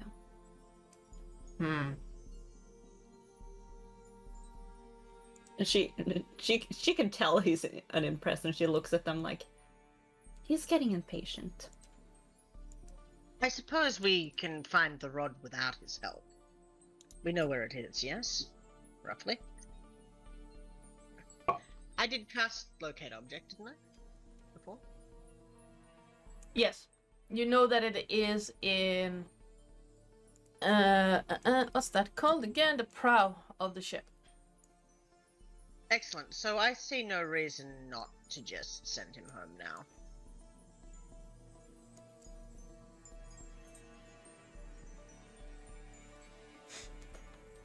Oh, other than the fact that I might need a long rest to do so. No, I don't. Draven, Falcath. There it is. Would you be darlings and go and see if there's anyone else on the ship that I might need to look into the minds of? Sure. And We'll have a walk look. straight through the corpse. Trampling on it a little extra. Karkas So, will head as that- downstairs. Yep. As that's happening, I will just float over to the creature and banish him. Alright. I imagine that he'd understand that this is what he wants. Yep. And not fight me on that. Oh, no, he's not fighting you. He's been told that Yeah. you were gonna send him home, and he sees a person casting spells. And he is going to vanish. Boop. There we go. All done. Falkov is going to head back upstairs quickly and mention that there is a locked bedroom door down here if anyone's interested. Oh, that might be Figaro's. Oh yes, I should probably go see Figaro. What, this one in there? Ah, I see.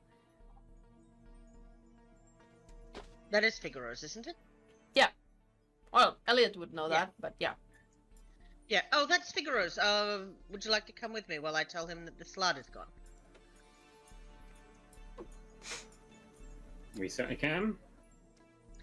So he'll knock on the door. Just Figaro, it's Elliot again. Yes. Yes. We've dealt with the slod. Really? Yes. Oh, wait. Oh, hold on. And you hear like click, click, click, click, click, click, click of various locks and locking mechanisms. As I figured out how to unlock a fucking door. There you go. And he opens it and pokes out his head. Falca, for the first time, you see a very scared, very timid-looking purple tiefling just... Hello? So, Sup? so Oh, you dealt with it? Yes, it's in Okay. pieces on one of the upper decks. In pieces? Oh no. Yes, in pieces. So it's gone. Oh, Madame Cassera is not gonna like the pieces bit, but I'll talk to her. It's fine. I am sorry we tore it to shreds, but Oh, it seemed like the appropriate thing at the time. I'm just not looking forward to cleaning it. I can handle the mop and bucket. Oh, that would be appreciated. So you kill it. That's great news. That's great news. You're not part of the crew. No, we're here looking for an artifact. We know where it is. We just need to get there, but I saw you lot in a spot of trouble and thought we'd help out. So Oh, that's greatly. I do apologize. That is greatly appreciated. Yes. How can we? How can the crew of the Lamb and Senate help you in this? In this?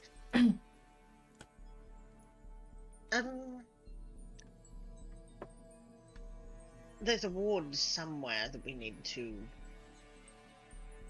undo, I believe. I'm not sure if we need help with that. I think we know how. Otherwise, well, we're just... I need nothing from you, but perhaps another one of the party would. Well, perhaps. since you Okay. saved the crew from the flood, if the captain asks, I didn't tell you, but it's on the headboard. Excellent, thank you. very much. Just I Yeah. think we can now use this time to find the remaining crew members. yes. We need to check you all over for infection. Well, infection. If you were scratched by it, you could be infected with an egg that will turn you into one. Don't worry, I can fix that. Right. No. I wasn't scratched, but he only messed with my head. You alright? It'll be fine. Having your Another form of disinfectant. Smoke pillows from his disinfecting by flame. that won't be entirely necessary now. But you know, I suspect that over time I discovered that Master Ilren was in fact not Master Ilren, and he took it upon himself to remove that piece of information from my memories. And he did that quite often, which It's left you a little fractured, but... yes, I will be fine. I've started to get those memories back after locking myself in this room. So Yes. Good. it is. You have a long way to recovery, but you can endure this. Yes, I am. I'm sure I can do this. It's just, if you could find the captain alive, that would help a lot. Because right now I am in charge. And Of course, I do need to go see our friend. What's his name? The one with the tray friend? Daveras. Davros, because last I saw him, he had been attacked, and I now fear that he may have been scratched. I will I am. take my leave. Yes, absolutely. Did you want to do something with the rune? Yes. I'll do that now. And he will. I don't remember myself the catchphrase, the passphrase, but he will. Say the words. You see this quick writing, almost in like lightning, in a circle on the headboard. It's not very big. It's maybe like the size of a cantaloupe, and just really quickly, and gives up this static electricity. Excellent. Well, thank you for your help. I need to quickly go see Davros. Yes, yes, please do. It would be a shame if such a good person turned into one of those creatures. Where is Davros? Top deck. Up here. Yes. Yep. So he's going to go over to Davros and just... Davros, did that creature scratch you? I don't think so. Start looking himself over. I feel like... No, I think that was a club. You're free to check, but I'm sure I got hit by a club. Or club-like object. Do you mind if I put hands on you to check? No, fine. No, go ahead. So he will thoroughly check him over. Yeah, you don't find any. You do find like a few what looks like scratches from branches, like tree branches, but nothing that would look like a claw scratch. You seem okay. Oh, Excellent. that's good. It's good. Ikasa runs up to you and just lap around your feet. Hello, Hello. friend. Yes, friend. I am your friend. We're all friends here. Okay. Yes, you brought the whale things. Yes. Yes, and brought you back to your friend Davros. Mm-hmm. Friend. Yes. Treat? Well, I'll. He will look through his pockets and find some kind of snack for the blink dog. You... Treat. Right. Excellent. And now we'll smother back to the group. All right. Where is Nocteria? Draven. Nocteria asked me to go and see whether or not I can find anyone else in this place. So I've basically barged into every single room that's left in this section of the floor. All right. In the first room you walk into, you see 5. Well, there's the door. Okay. At the back of it, you do see. Actually, as you barge through the door, could you please give me a dexterity save? Sure. 14. You barely managed to dodge as a scimitar just over your head. Nice to see you too. And one of the two, the woman of the two bosuns just, oh, good that you dodged. Yeah. So. Knocking?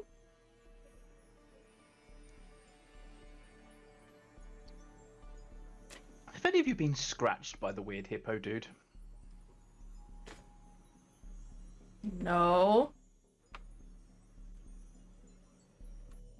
Anyone else been scratched by the weird hippo dude? And I pointedly look at the other people that are in this room. The male of the two, of the bosuns. No. And you see this really tall, half-orc woman. If he'd scratched me, we would be having him for dinner. Excellent. Would you be so kind as to kind of walk outside and we would just like to double check something? Uh-huh. The orc steps up to you, like, easily, a head taller than Draven. Will this take long? I am not sure. Probably as long as it's going to take us to get the goo out of the door. She looks over. I'm not cleaning that. Yeah, that's fine. It's what used to be Ilran. Huh.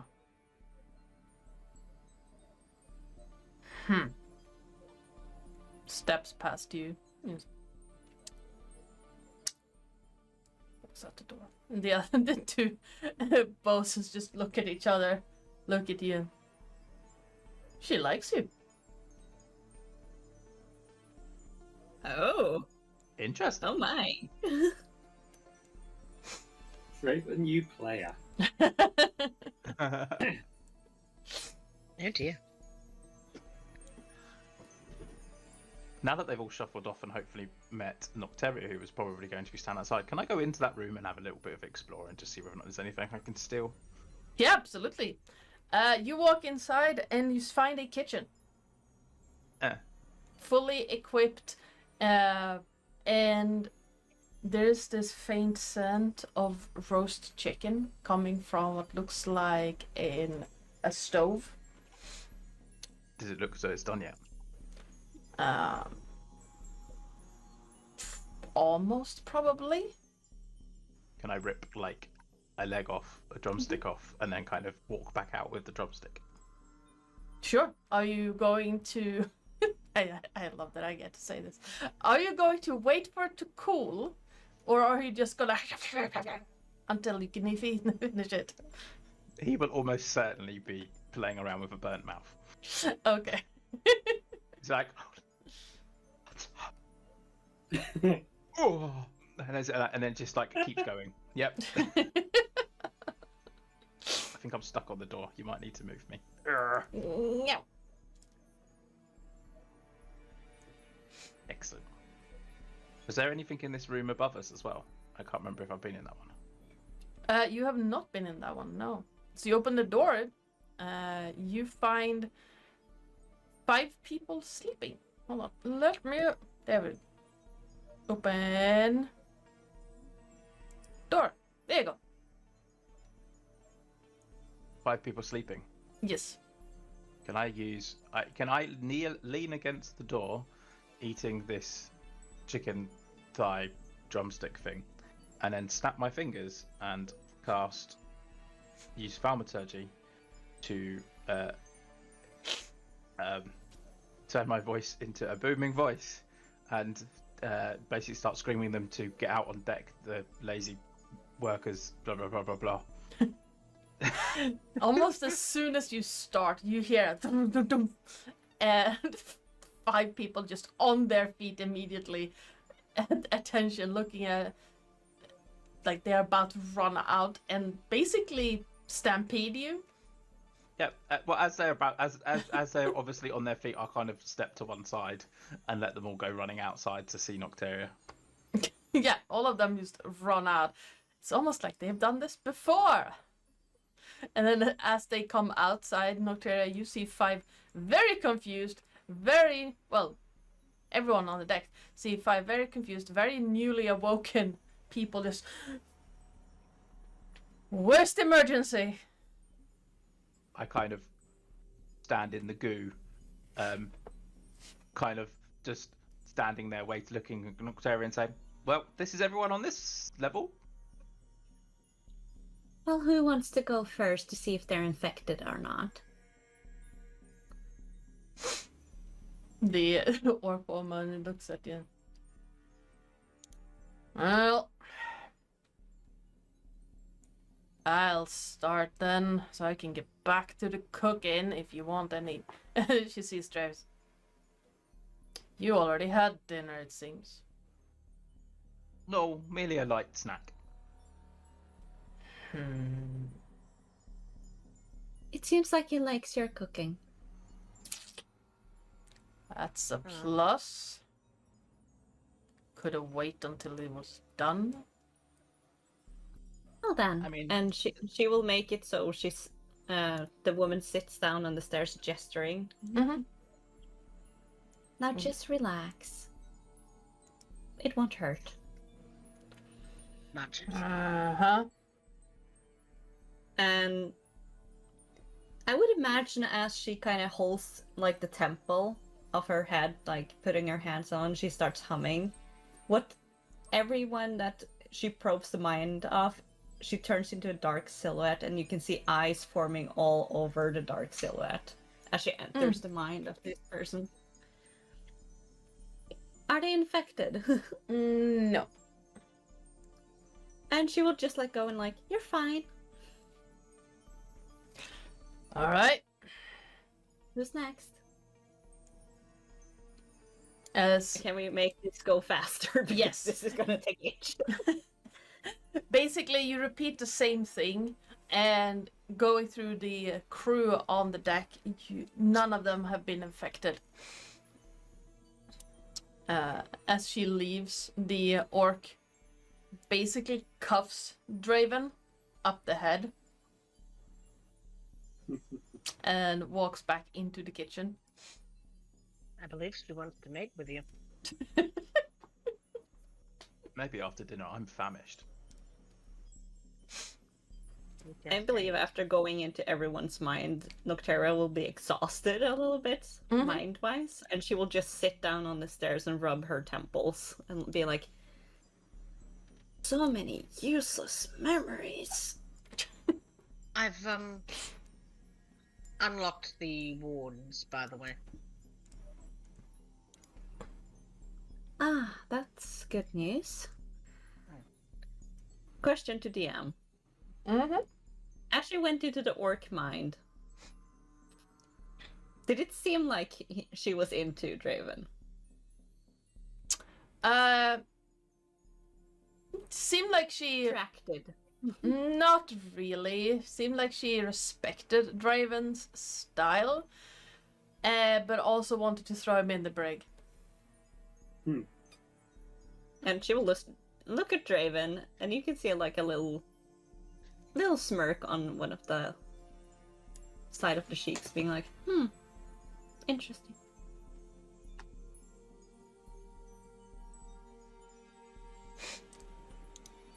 Well,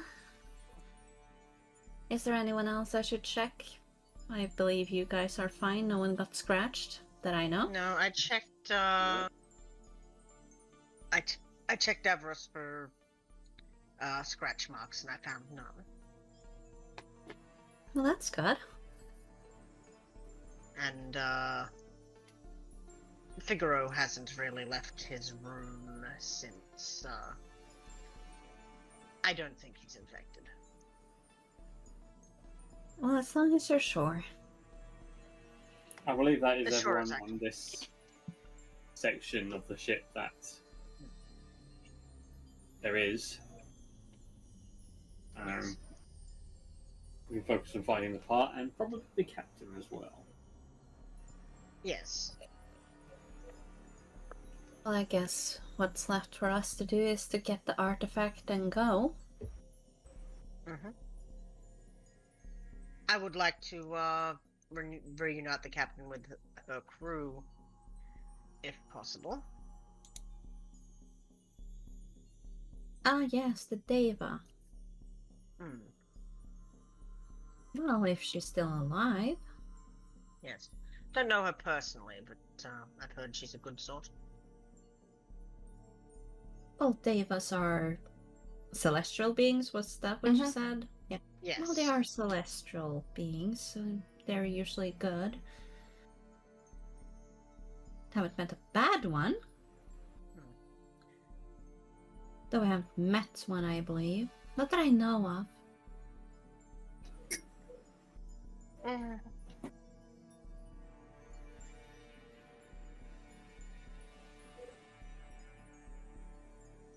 Well, do you guys want to have a rest here before we leave, or? I think a rest would be needed. Let me see whether or not I can send Karasu to the front of the ship and see if we need to move more quickly. Because when I was having a wonderful chat with Ilran before I ran out of the room and got him to come outside, he said, so that's where it is. Which, if we don't know whether or not he's infected anybody else, and I have no idea how slans work, but whether or not there is like some sort of weird shared mind thing going on here, we might need to move quite quickly to the front of the ship. Well, better to do it all together then than to one person go. Indeed. Well, if I send Karasu, then maybe it'll be able to get there and back without too many problems. Do you want Lovely to join them?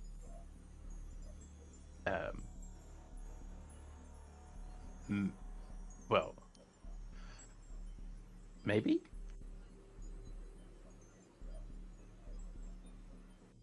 Well, Lovely has some attacks, and she kind of like touches one of the tendrils it has.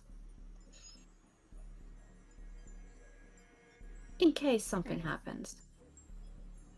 And if they both poof out of existence, we know there's something there.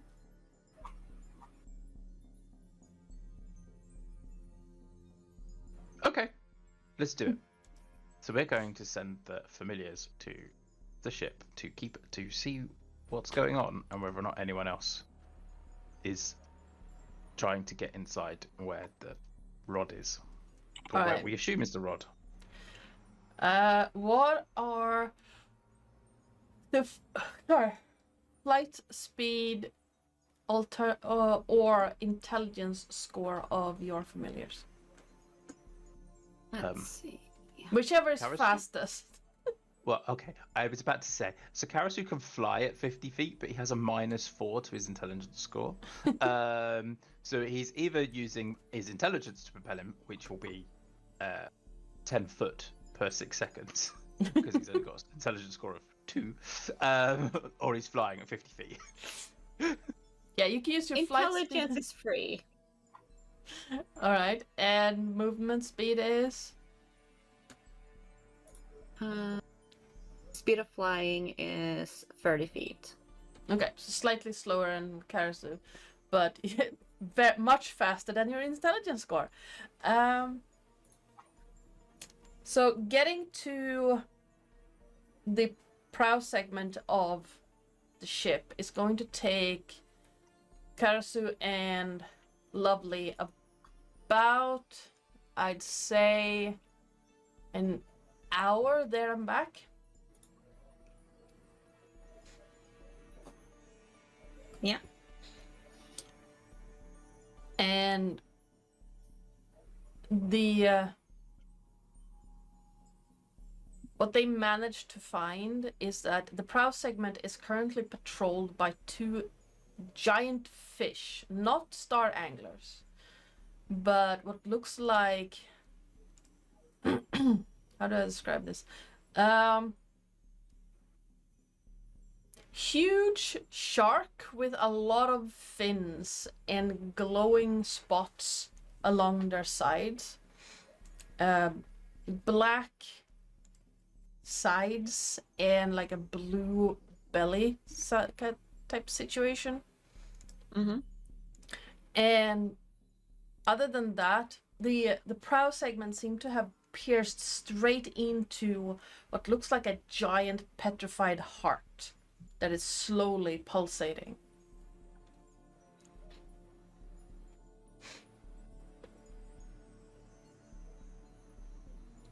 And no life. Actually, no, there's no way in there. They can't get into all rooms. One of the rooms has been locked and blocked from the outside, but the rooms that they can get into are empty. Okay.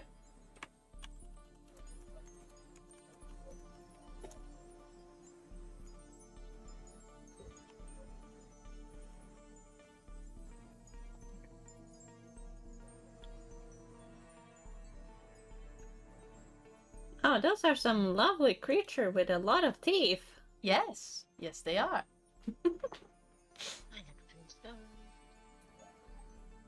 Oh, those guys. But they're not Fun. star anglers. It's whale How- sharks with a lot of teeth. Mm-hmm. How big are they in comparison to us? Like, what's the size reference here?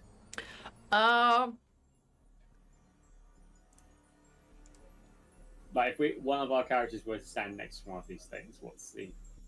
About 4 times your size. And I mean falcas.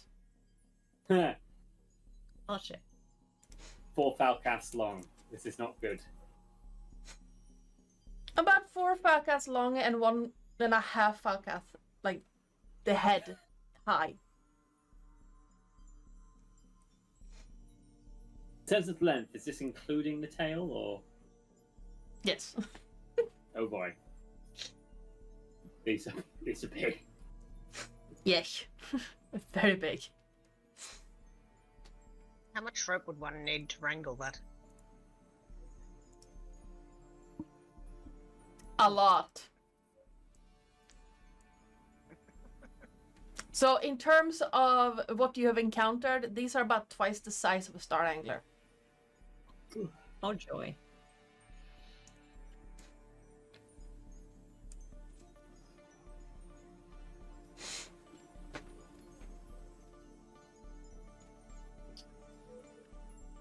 But- They make impressive mounts. Possibly, yeah. Shall we see about having a rest before we make any attempts to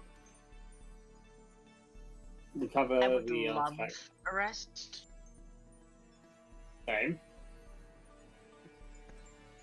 I think that'd be the best option given the current situation.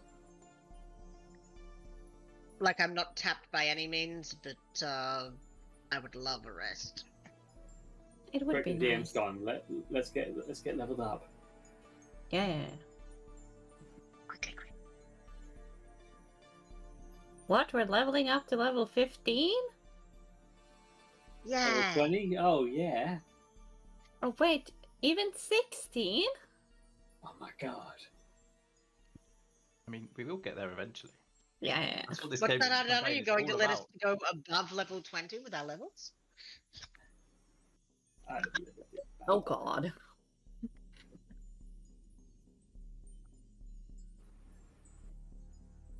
We each get three free feet. Wonderful. We're gods. Mighty and powerful gods. Oh no! I laid back to stretch my back, and there's a cat on my chest, and now I can't get back up. Oh, no. You're trapped there. Trapped The forever, horrors. Raw. Help! Help. Send help. I'm stuck forever. Oh, twack! Oh, Raw. Welcome Oh, back. I mean, We can Nothing. continue after level 20, but not in this particular adventure. Alright, what would you Yes. like to do? Rest. Okay. Are we gonna take a long rest? I think a long rest is Um, probably going to be ideal. Yeah. Then Nocteria needs to have a conversation with Draven and Falcap.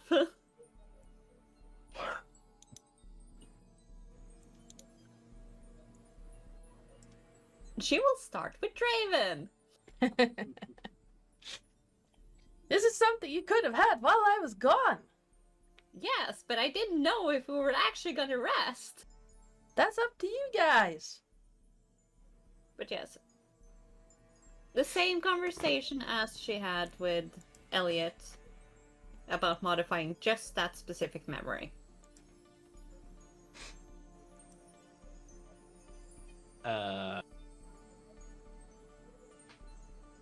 I really don't like the idea of you messing with my mind.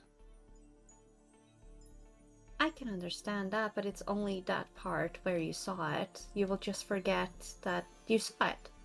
That's all. I will not touch anything else. But I don't understand why it's such a big deal. You are who you are. Yes, but I also have made some enemies in my lifetime. Right? You're Meaning still that- called Ontario, right? That you know of. Okay. So you have theoretically made enemies with other people who may or may know about the fact that you have more than 2 eyes. No, but I would like to keep it that way, that they don't know. Meaning if someone went into your mind and saw it, they have some leverage to I what to mean- do with you. I mean, I guess you can try and modify my memory if you want, but like, you saw what I was like when we went to the Shadowfell, right? Like, it will need to be good because it will need to be whatever the Raven Queen does whenever we go back. Again, I will only modify that specific memory. I won't touch anything that has anything to do with your queen or your personality or anything like that. I'm not worried about that. I'm more worried about what the Queen might think if I come back with modified memories. Would Nocteria know if that would do anything? Give me a religion check.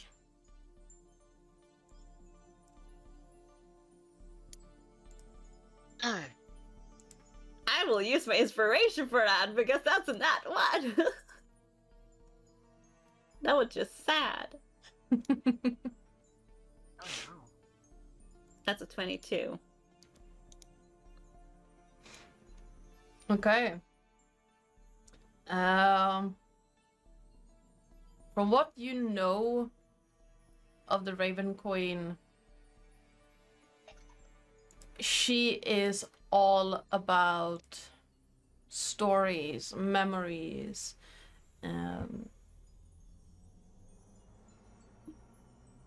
gathering interesting people.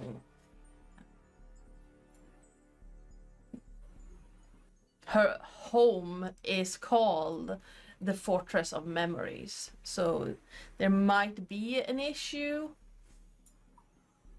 of having someone's mind altered that way, but she's also very close to a god. She's a lesser deity, and lesser only in comparison to like the major deities such as Shar and Saloon and those. And there are ways to break a spell like Modify Memory. And you're pretty sure that the Raven Queen could do that without even blinking. I will take full blame if your queen so does hate it. But I do hope she also understands it's for not only my protection, but yours as well. Okay, well, if you insist, I guess you can have a player in there. Thank you. And she will just modify his memory right now, there and then. All right.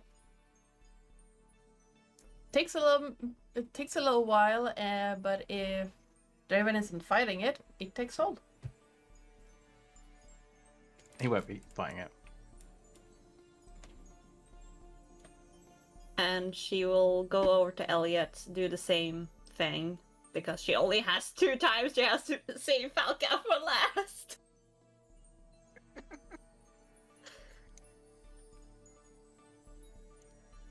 And Elliot isn't fighting it either, I hope. No, Elliot won't fight it. He Okay. understands it's just for your comfort, so he's fine with it. So I put down a bucket of ice next to my cat earlier, and it melted into water, and the cat is now drinking the ice water. It's I mean, probably why very not? calling for him. You want cold water? Is that it? Okay.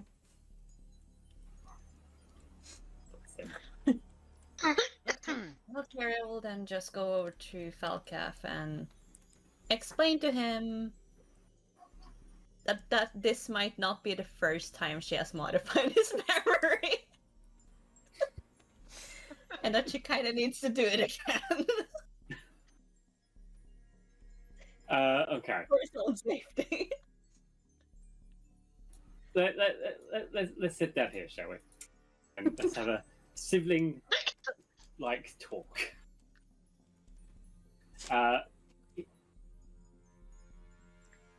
You know, something seems to have been taken from me already, and at this point, he's because this is all memory related. He starts like playing with that ring subconsciously. I do know. I have noticed that something is missing. I know you told me not to probe, but you know how it is. I have noticed. Though I appreciate you asking, I do question that things. Words are hard. Words are hard, yes. I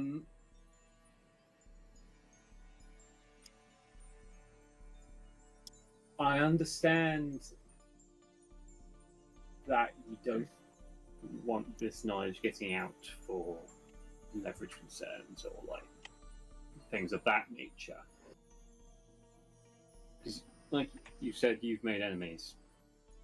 I'm sure I've made enemies in my lifetime as well. And us being the bloody bees, I'm sure we can certainly tackle whatever comes our way. I'm just... As you said, someone has already been in your mind. That is what worries me. I do not know what locked your memories. I do not know who, because I can't tell, and that is what frightens me. If that person, thing, can get into your mind again, that might be a problem. Not only for me, but for everyone. I will not change our friendship or anything like that, just that eyesore of what I am.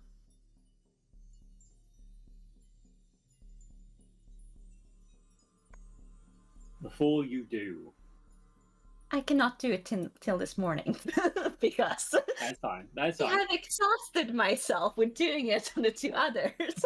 I might have angered the god. That's what... Oh. DM, be kind. Before you do, I will say this. No matter what, you will always be you, and I will not any problem with that. And if there is anyone who comes about, uses that information against you in any way, they will taste the blade of my axe. No. And I promise you that. And I do appreciate that, Valcaf, and I will always appreciate you. And she will, if they had been sitting, she would have stood up and basically stood next to him, maybe being just a tiny bit taller. And she would lean in and kiss his forehead like a big sister would do. Aww. I will not do it until the morning. But I do appreciate that you don't see me as a monster. I will try my best not to resist. As you know, memories are a bit complicated for me. But I'll endeavour to not resist. I know. And as she turns to find somewhere to rest, she will turn back to Falcaf. And we will find the one that messed with your memories. I do not appreciate memories being taken. That is part of what we are. Our story. Indeed. Kind of looks like into the distance whilst he kind of sits there for a little while everyone's kind of gone to bed. He's kind of like playing with the ring on his finger, kind of just contemplating it all before eventually falling asleep.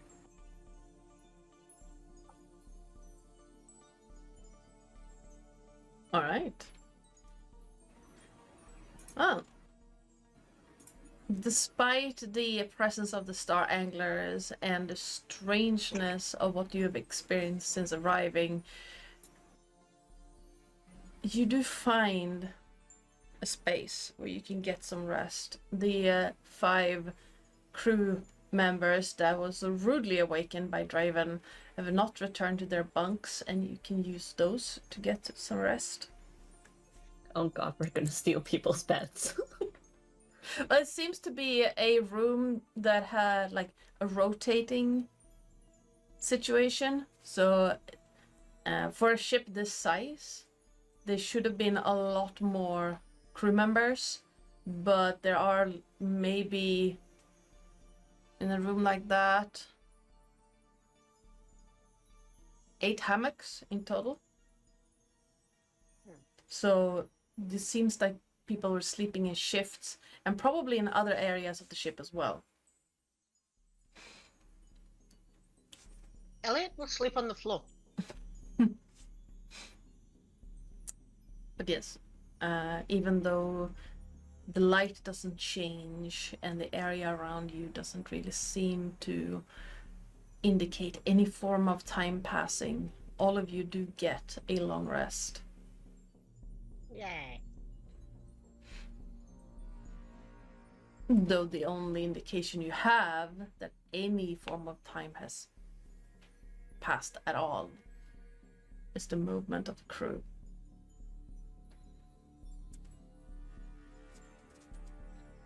Yay, I have all my spell Yay. slots back. And I take away a level 5 spell again because I modified Falcat's memory before he woke up.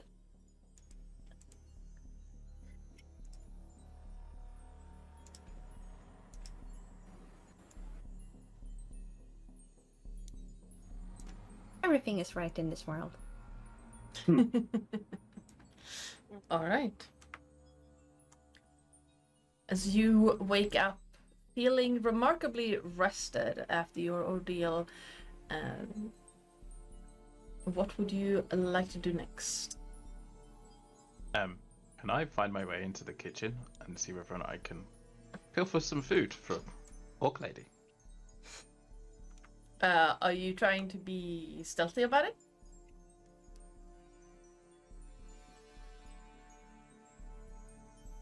As in, sneak into the kitchen, or as in, pilfer the food?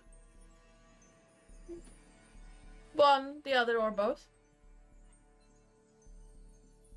I attempt to sneak into the kitchen and see if they're there. Okay. And if they are there, I will brazenly walk in and start talking about breakfast whilst attempting to steal food. All right. Give me a stealth check.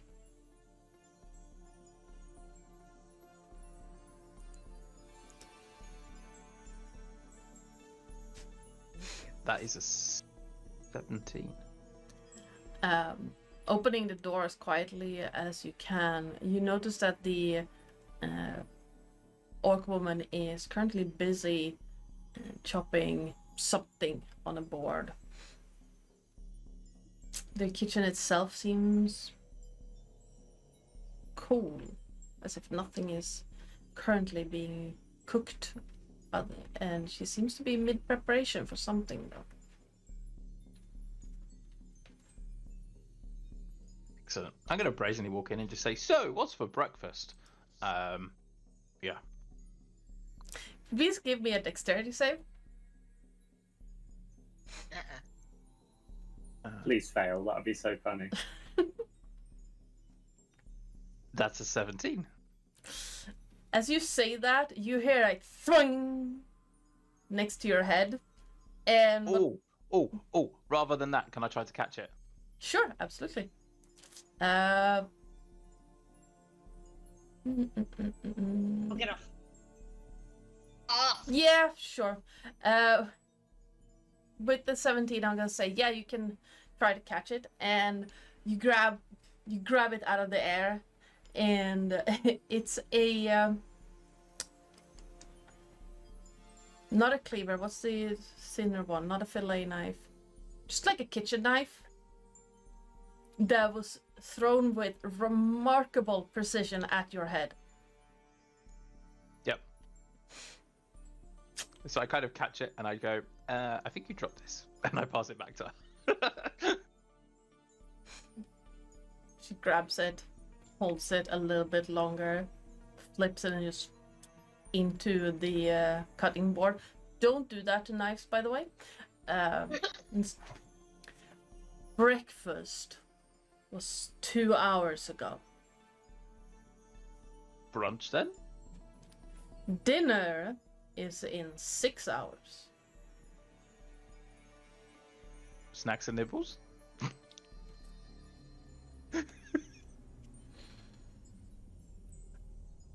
I can just feel the annoyance of both Joe and this cook.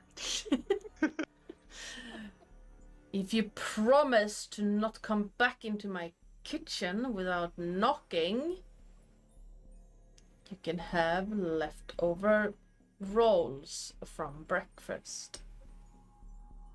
Draven will put his hand behind his back, cross his fingers, and promise not to knock. Make sure he knocks next time he comes in. Roll me a deception check. Oh, you fucking brat. It's a 26. That's a 20. And it's a natural 20. So are we doing auto rules or not? No. A natural 20 only counts if I beat your roll. Okay. Because natural 20s, I don't here's a think- little bit of a lesson for people in D&D. Natural 20s are only critical hits. They don't actually count in social encounters.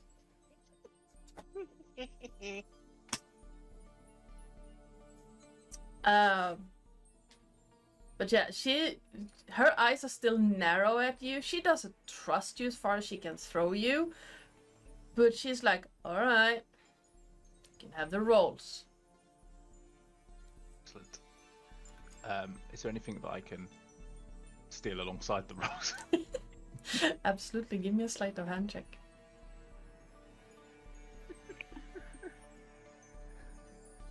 That's only a 13. And this is how he loses a finger. She looks at you the whole time, and then just the rolls. Fine. How many rolls are there? And would she be expecting him to only take a handful of rolls, or the whole basket? She said he could have the leftovers, and there are 7 bread rolls in a basket. Excellent. He grabs the basket and scampers out of the room, and I mean that as in like what you exactly would you expect someone to be. Like ducks. No. It's like a duck down, run as quickly as you can in case something comes flying at him as he tries to run out of the room. Yeah. She's basically standing there, you know, like the matron with a ladle, but she's holding a kitchen knife in her crossed arms and not a ladle.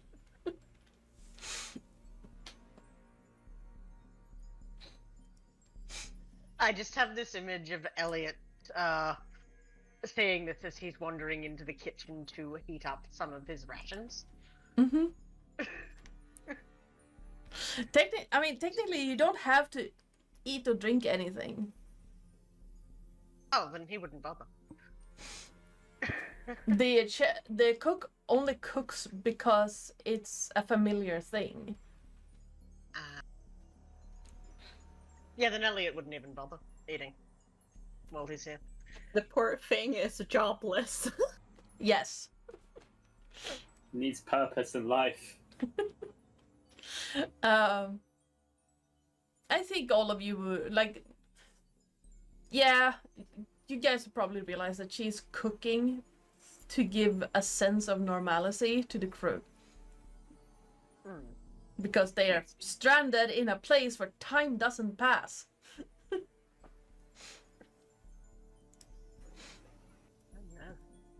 And you don't actually have to eat or drink anything. Yeah. Raven have 7 bread rolls. What are the rest of you doing? Elliot Sarah is would just probably meditating, actually. Just trying to touch base, like not contact, but just touch base with Leviathan. Alright. She seems remarkably present. Excellent. In a very, like, in a familiar way. The being cut off from Leviathan in the sanctum makes her seem very far away, but in the astral, it seems like divine presence is not unfamiliar to this place, and you are standing on the remains of a dying god. Yes.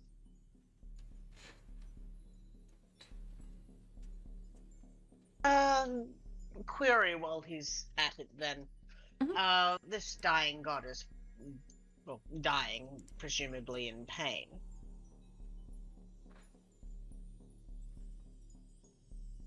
Yes? As far as you can tell, there's nothing that can feel pain in it anymore. It doesn't have a head. I see. So he will not try and sanctify the creature's suffering because it's no longer suffering. Yeah, it's like the only thing that's, from what you can tell as a high-level cleric, the only thing that keeps it alive is its divine spark. So And he'll leave that be. it might be revived at some point, but at this point, it's mostly stone. He'll leave that be then.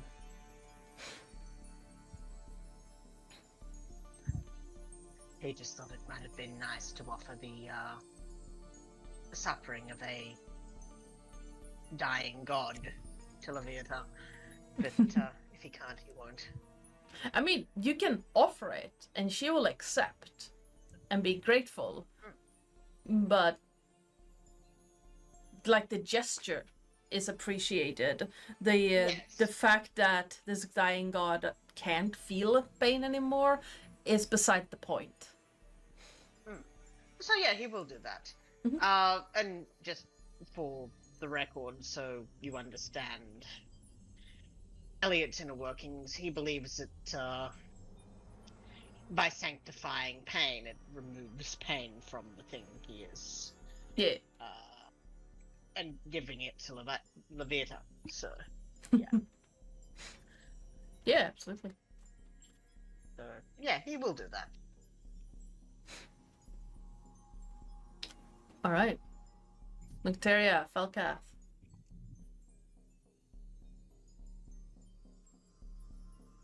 She would just have woken up and sat waiting on the edge.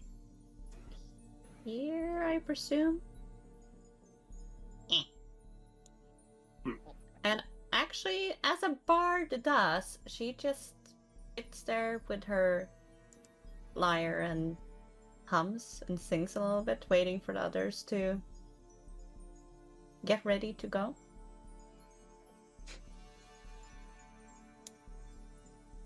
Falcath will get up and join.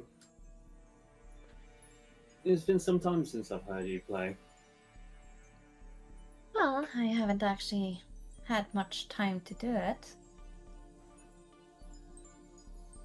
I'm trying not to get rusty. You, Rusty? Well, as you said, you're getting old. What am I then? Oh, I think my way of aging is different from your way of aging. You don't seem to age at all. I age, just slower. I feel like I age too quickly.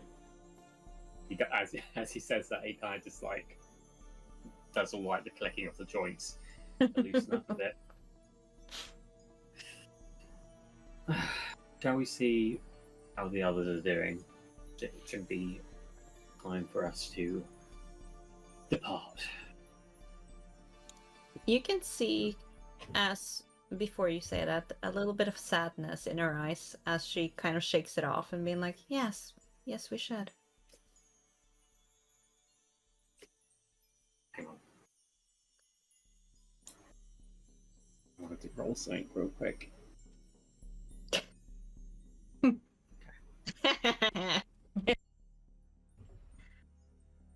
I'll use my inspiration. Oh no.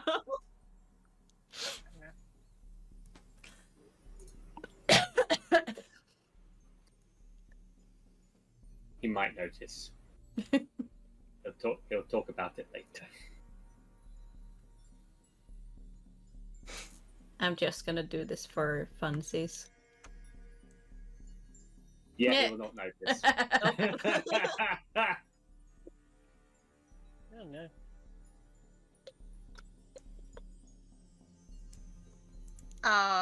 Falcath, as you two start moving about, Elliot is going to exchange the vial that you have that is now empty because a long rest has passed, and give you a new vial. Ah, I see. So it's not a stackable thing. No. Gotcha. All right, let me. That's what was that? 47 HP. Yep.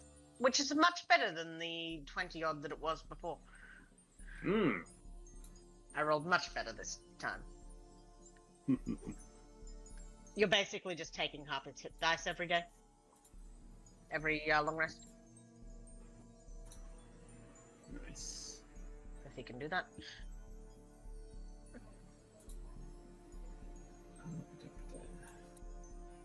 Brilliant.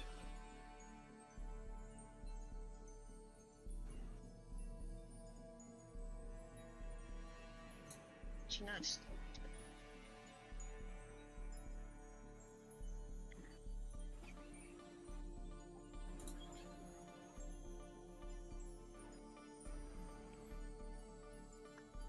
Terris sat down, she'll suddenly see Draven come running out of the kitchen with a load of bread rolls that he'll toss at each of them. Oh. I thought we didn't need to eat here. Yeah, but like You can it's still still enjoy fun it. to. Yeah. This is true. Thank you.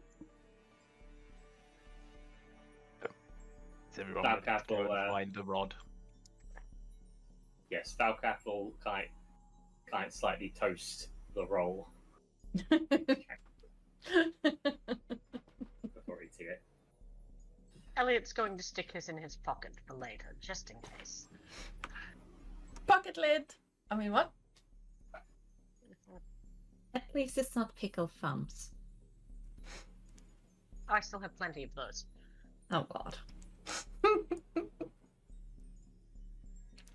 Shall we? Yes, we shall. All right. Getting from the stern segment to the prow for you will take about an hour and a half if you're being careful. Mm-hmm. And you know that there are 2 of these giant fish patrolling the area. So I'm going to move you here. Where's Draven? There's Draven. Where's Lovely? There's Lovely. Don't know where Karasu Lovely. went. He is over here. I've got him. That's a big fish. Yes. Small pond though. Fancy sushi? Oh no, I want sushi. Same. How wide would that thing be around the middle, like the circumference of it? How many Thalcaths wide? About 2.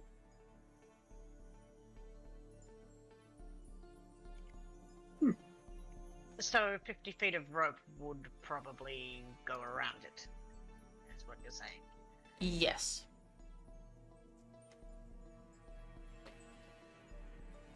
Elliot is sort of eyeing that thing, trying to figure out the logistics of the fish harness, just in case.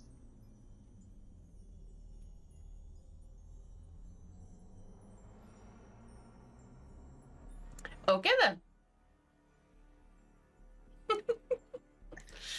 And you see these 2 basically circling the piece of the ship that has actually I'm gonna make a little hole so you can see through like so, and so I'm not entirely sure what the person who made these was smoking. But it's fine. I didn't have to do it, so I'm happy.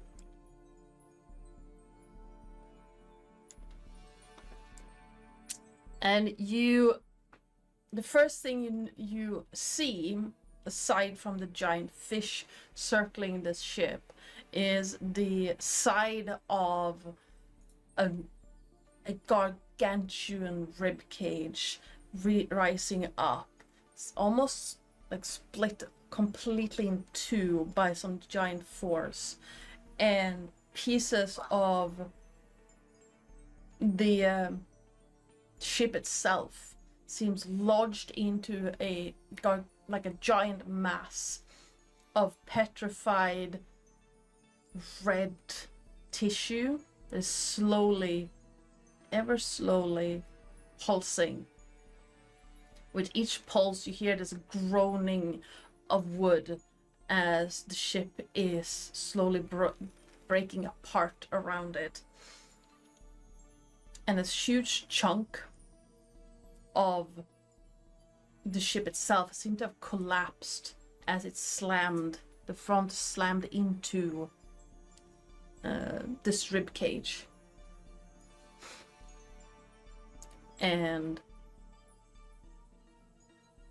the three of you who have magic abilities, this place is actually Falcath would notice it too because you have access to the storm aura. Yes. Yeah, I'm included. Yeah. Using magic here is extremely volatile. You're probably safe using lower level magic, but higher level magic can cause some interesting effects to happen. That would be entertaining. Like wild magic surges, are we talking about? You're not entirely sure, but there's definitely something like interfering with your connection to the weave and to your divine magic. Not in a way that cuts it off, but you feel like it's being altered slightly by something. Oh. I would like to remind everybody, as a warlock, if I cast a spell, my only option is to cast it as a 5th level spell. Oh no. That's so true. Just as a reminder on mechanics. You have cantrips, right? I've got cantrips, but like I haven't got like the cantrip.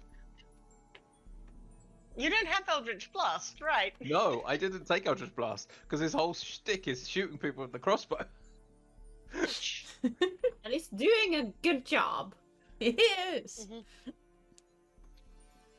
You know, throughout this whole time, Falcath has just been wondering if we're kind of in the body of a dying god, and this flesh is still kind of living. What would happen if he were to eat a piece of the god? You can always try. Because I Maybe haven't later. thought about that. We shall see together. That would be Just out of entertaining. theory, Yes. Ari the dying god. Is this like unconscious and in death saves? No.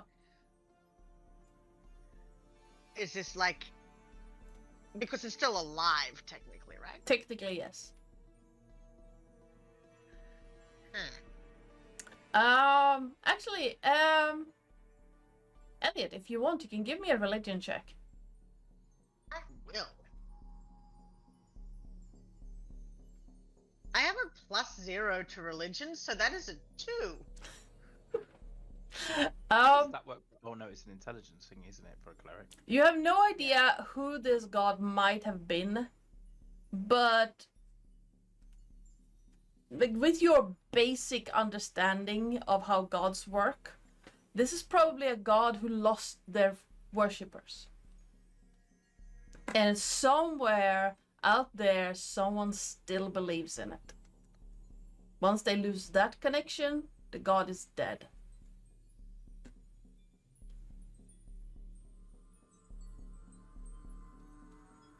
The thing is, Elliot has seen this. He knows it's real. Yes, but you don't worship it. Oh no.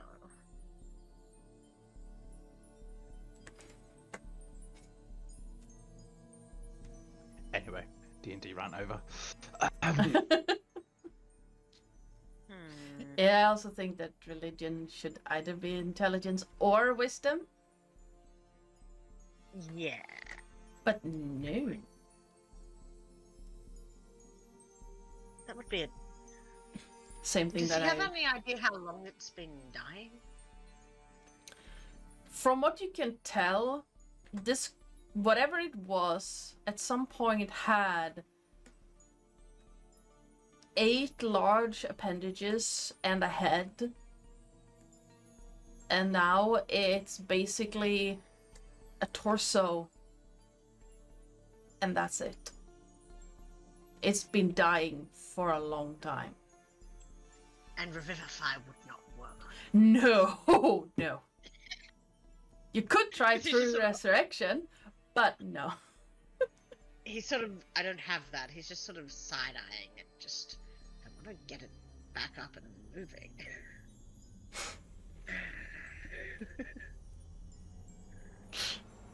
I mean, I'm not gonna say you can't. That could be the post-level 20 quest. Bring this god back to life. Loviatar might have opinions about that. Oh, he figured that if a devoted of Leviatar saved and resurrected a god, that god might be a powerful ally for her. Yeah, that might be true, yeah. That could totally be a post-level 20 quest. Oh, no, it's not like he's... It's like, I'm here, what can I do to make this happen? Nothing. Right. No, I'd say your basic understanding of how things work, resurrection or true resurrection might work, but the only surefire way you can think of is making people believe in this god again and worship them.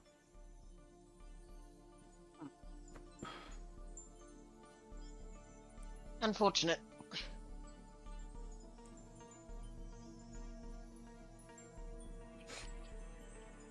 Right. Are you being sneaky with your approach? Fuck yes. At least it is. What? You don't want to I'll get tell you what. eaten by the giant fish? He is not confident that his rigging skills could turn that thing into a What? tame pet. You're not sure they could put a harness on a giant shark-like creature in under 6 seconds? Mm-hmm. I think it might take more like 12 or 24.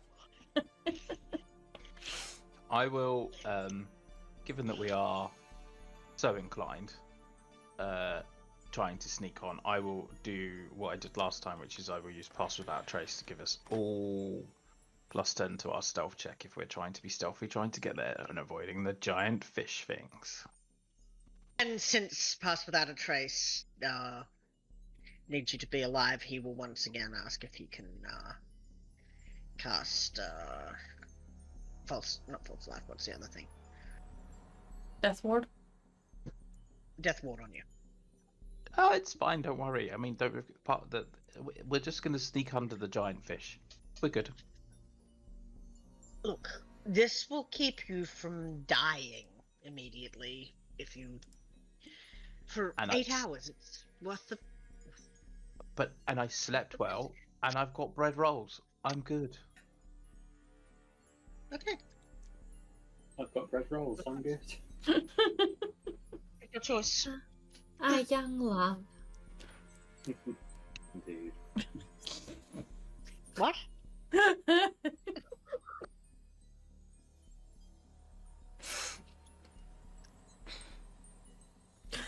Okay. Sneaking, give me a stealth check.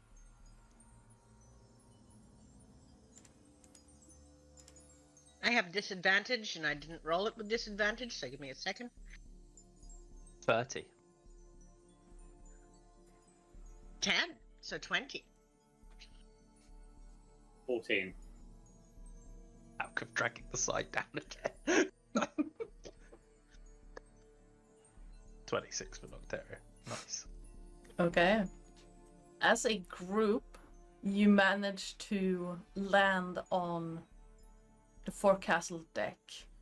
Falcath, your foot accidentally kicks over a piece of wood, and one of the giant fish moves around as if it hurt it. But since your average is higher than their passive perception, you manage to get away right before it notices that something has showed up. And you can easily sneak down under its notice. Excellent. Do these things have eyes? Yes. they do. Excellent.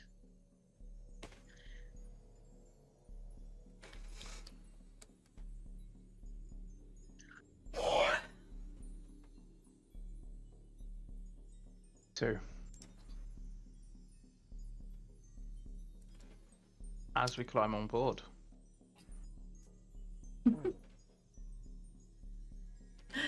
As you enter the, well, you have the forecastle deck, and then you have the regular deck. Across the regular deck, you see the mast has fallen over and is blocking one of two doors into below the forecastle deck. You also see 3 staircases leading down. No, 1 staircase leading down and 2 leading back up to the forecastle deck. And the whole area seems to be like thrumming with this weird kind of almost static electricity sensation. Would I need to locate object again to pinpoint exactly where this thing is? If you want to pinpoint it, then yes. I may as well. Yeah, he'll just be... One moment, I'm going to try and locate the thing. Again. Make this easier on us, and this is me. Fucking scrolling to find the spell. I forget what it is. There it is.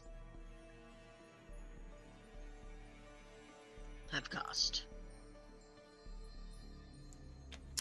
Alright. Your spell reaches out, and immediately you get a ping from inside the petrified heart.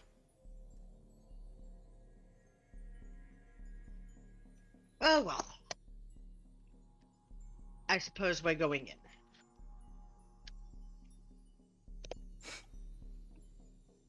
in where? It's in the heart over here. How poetic.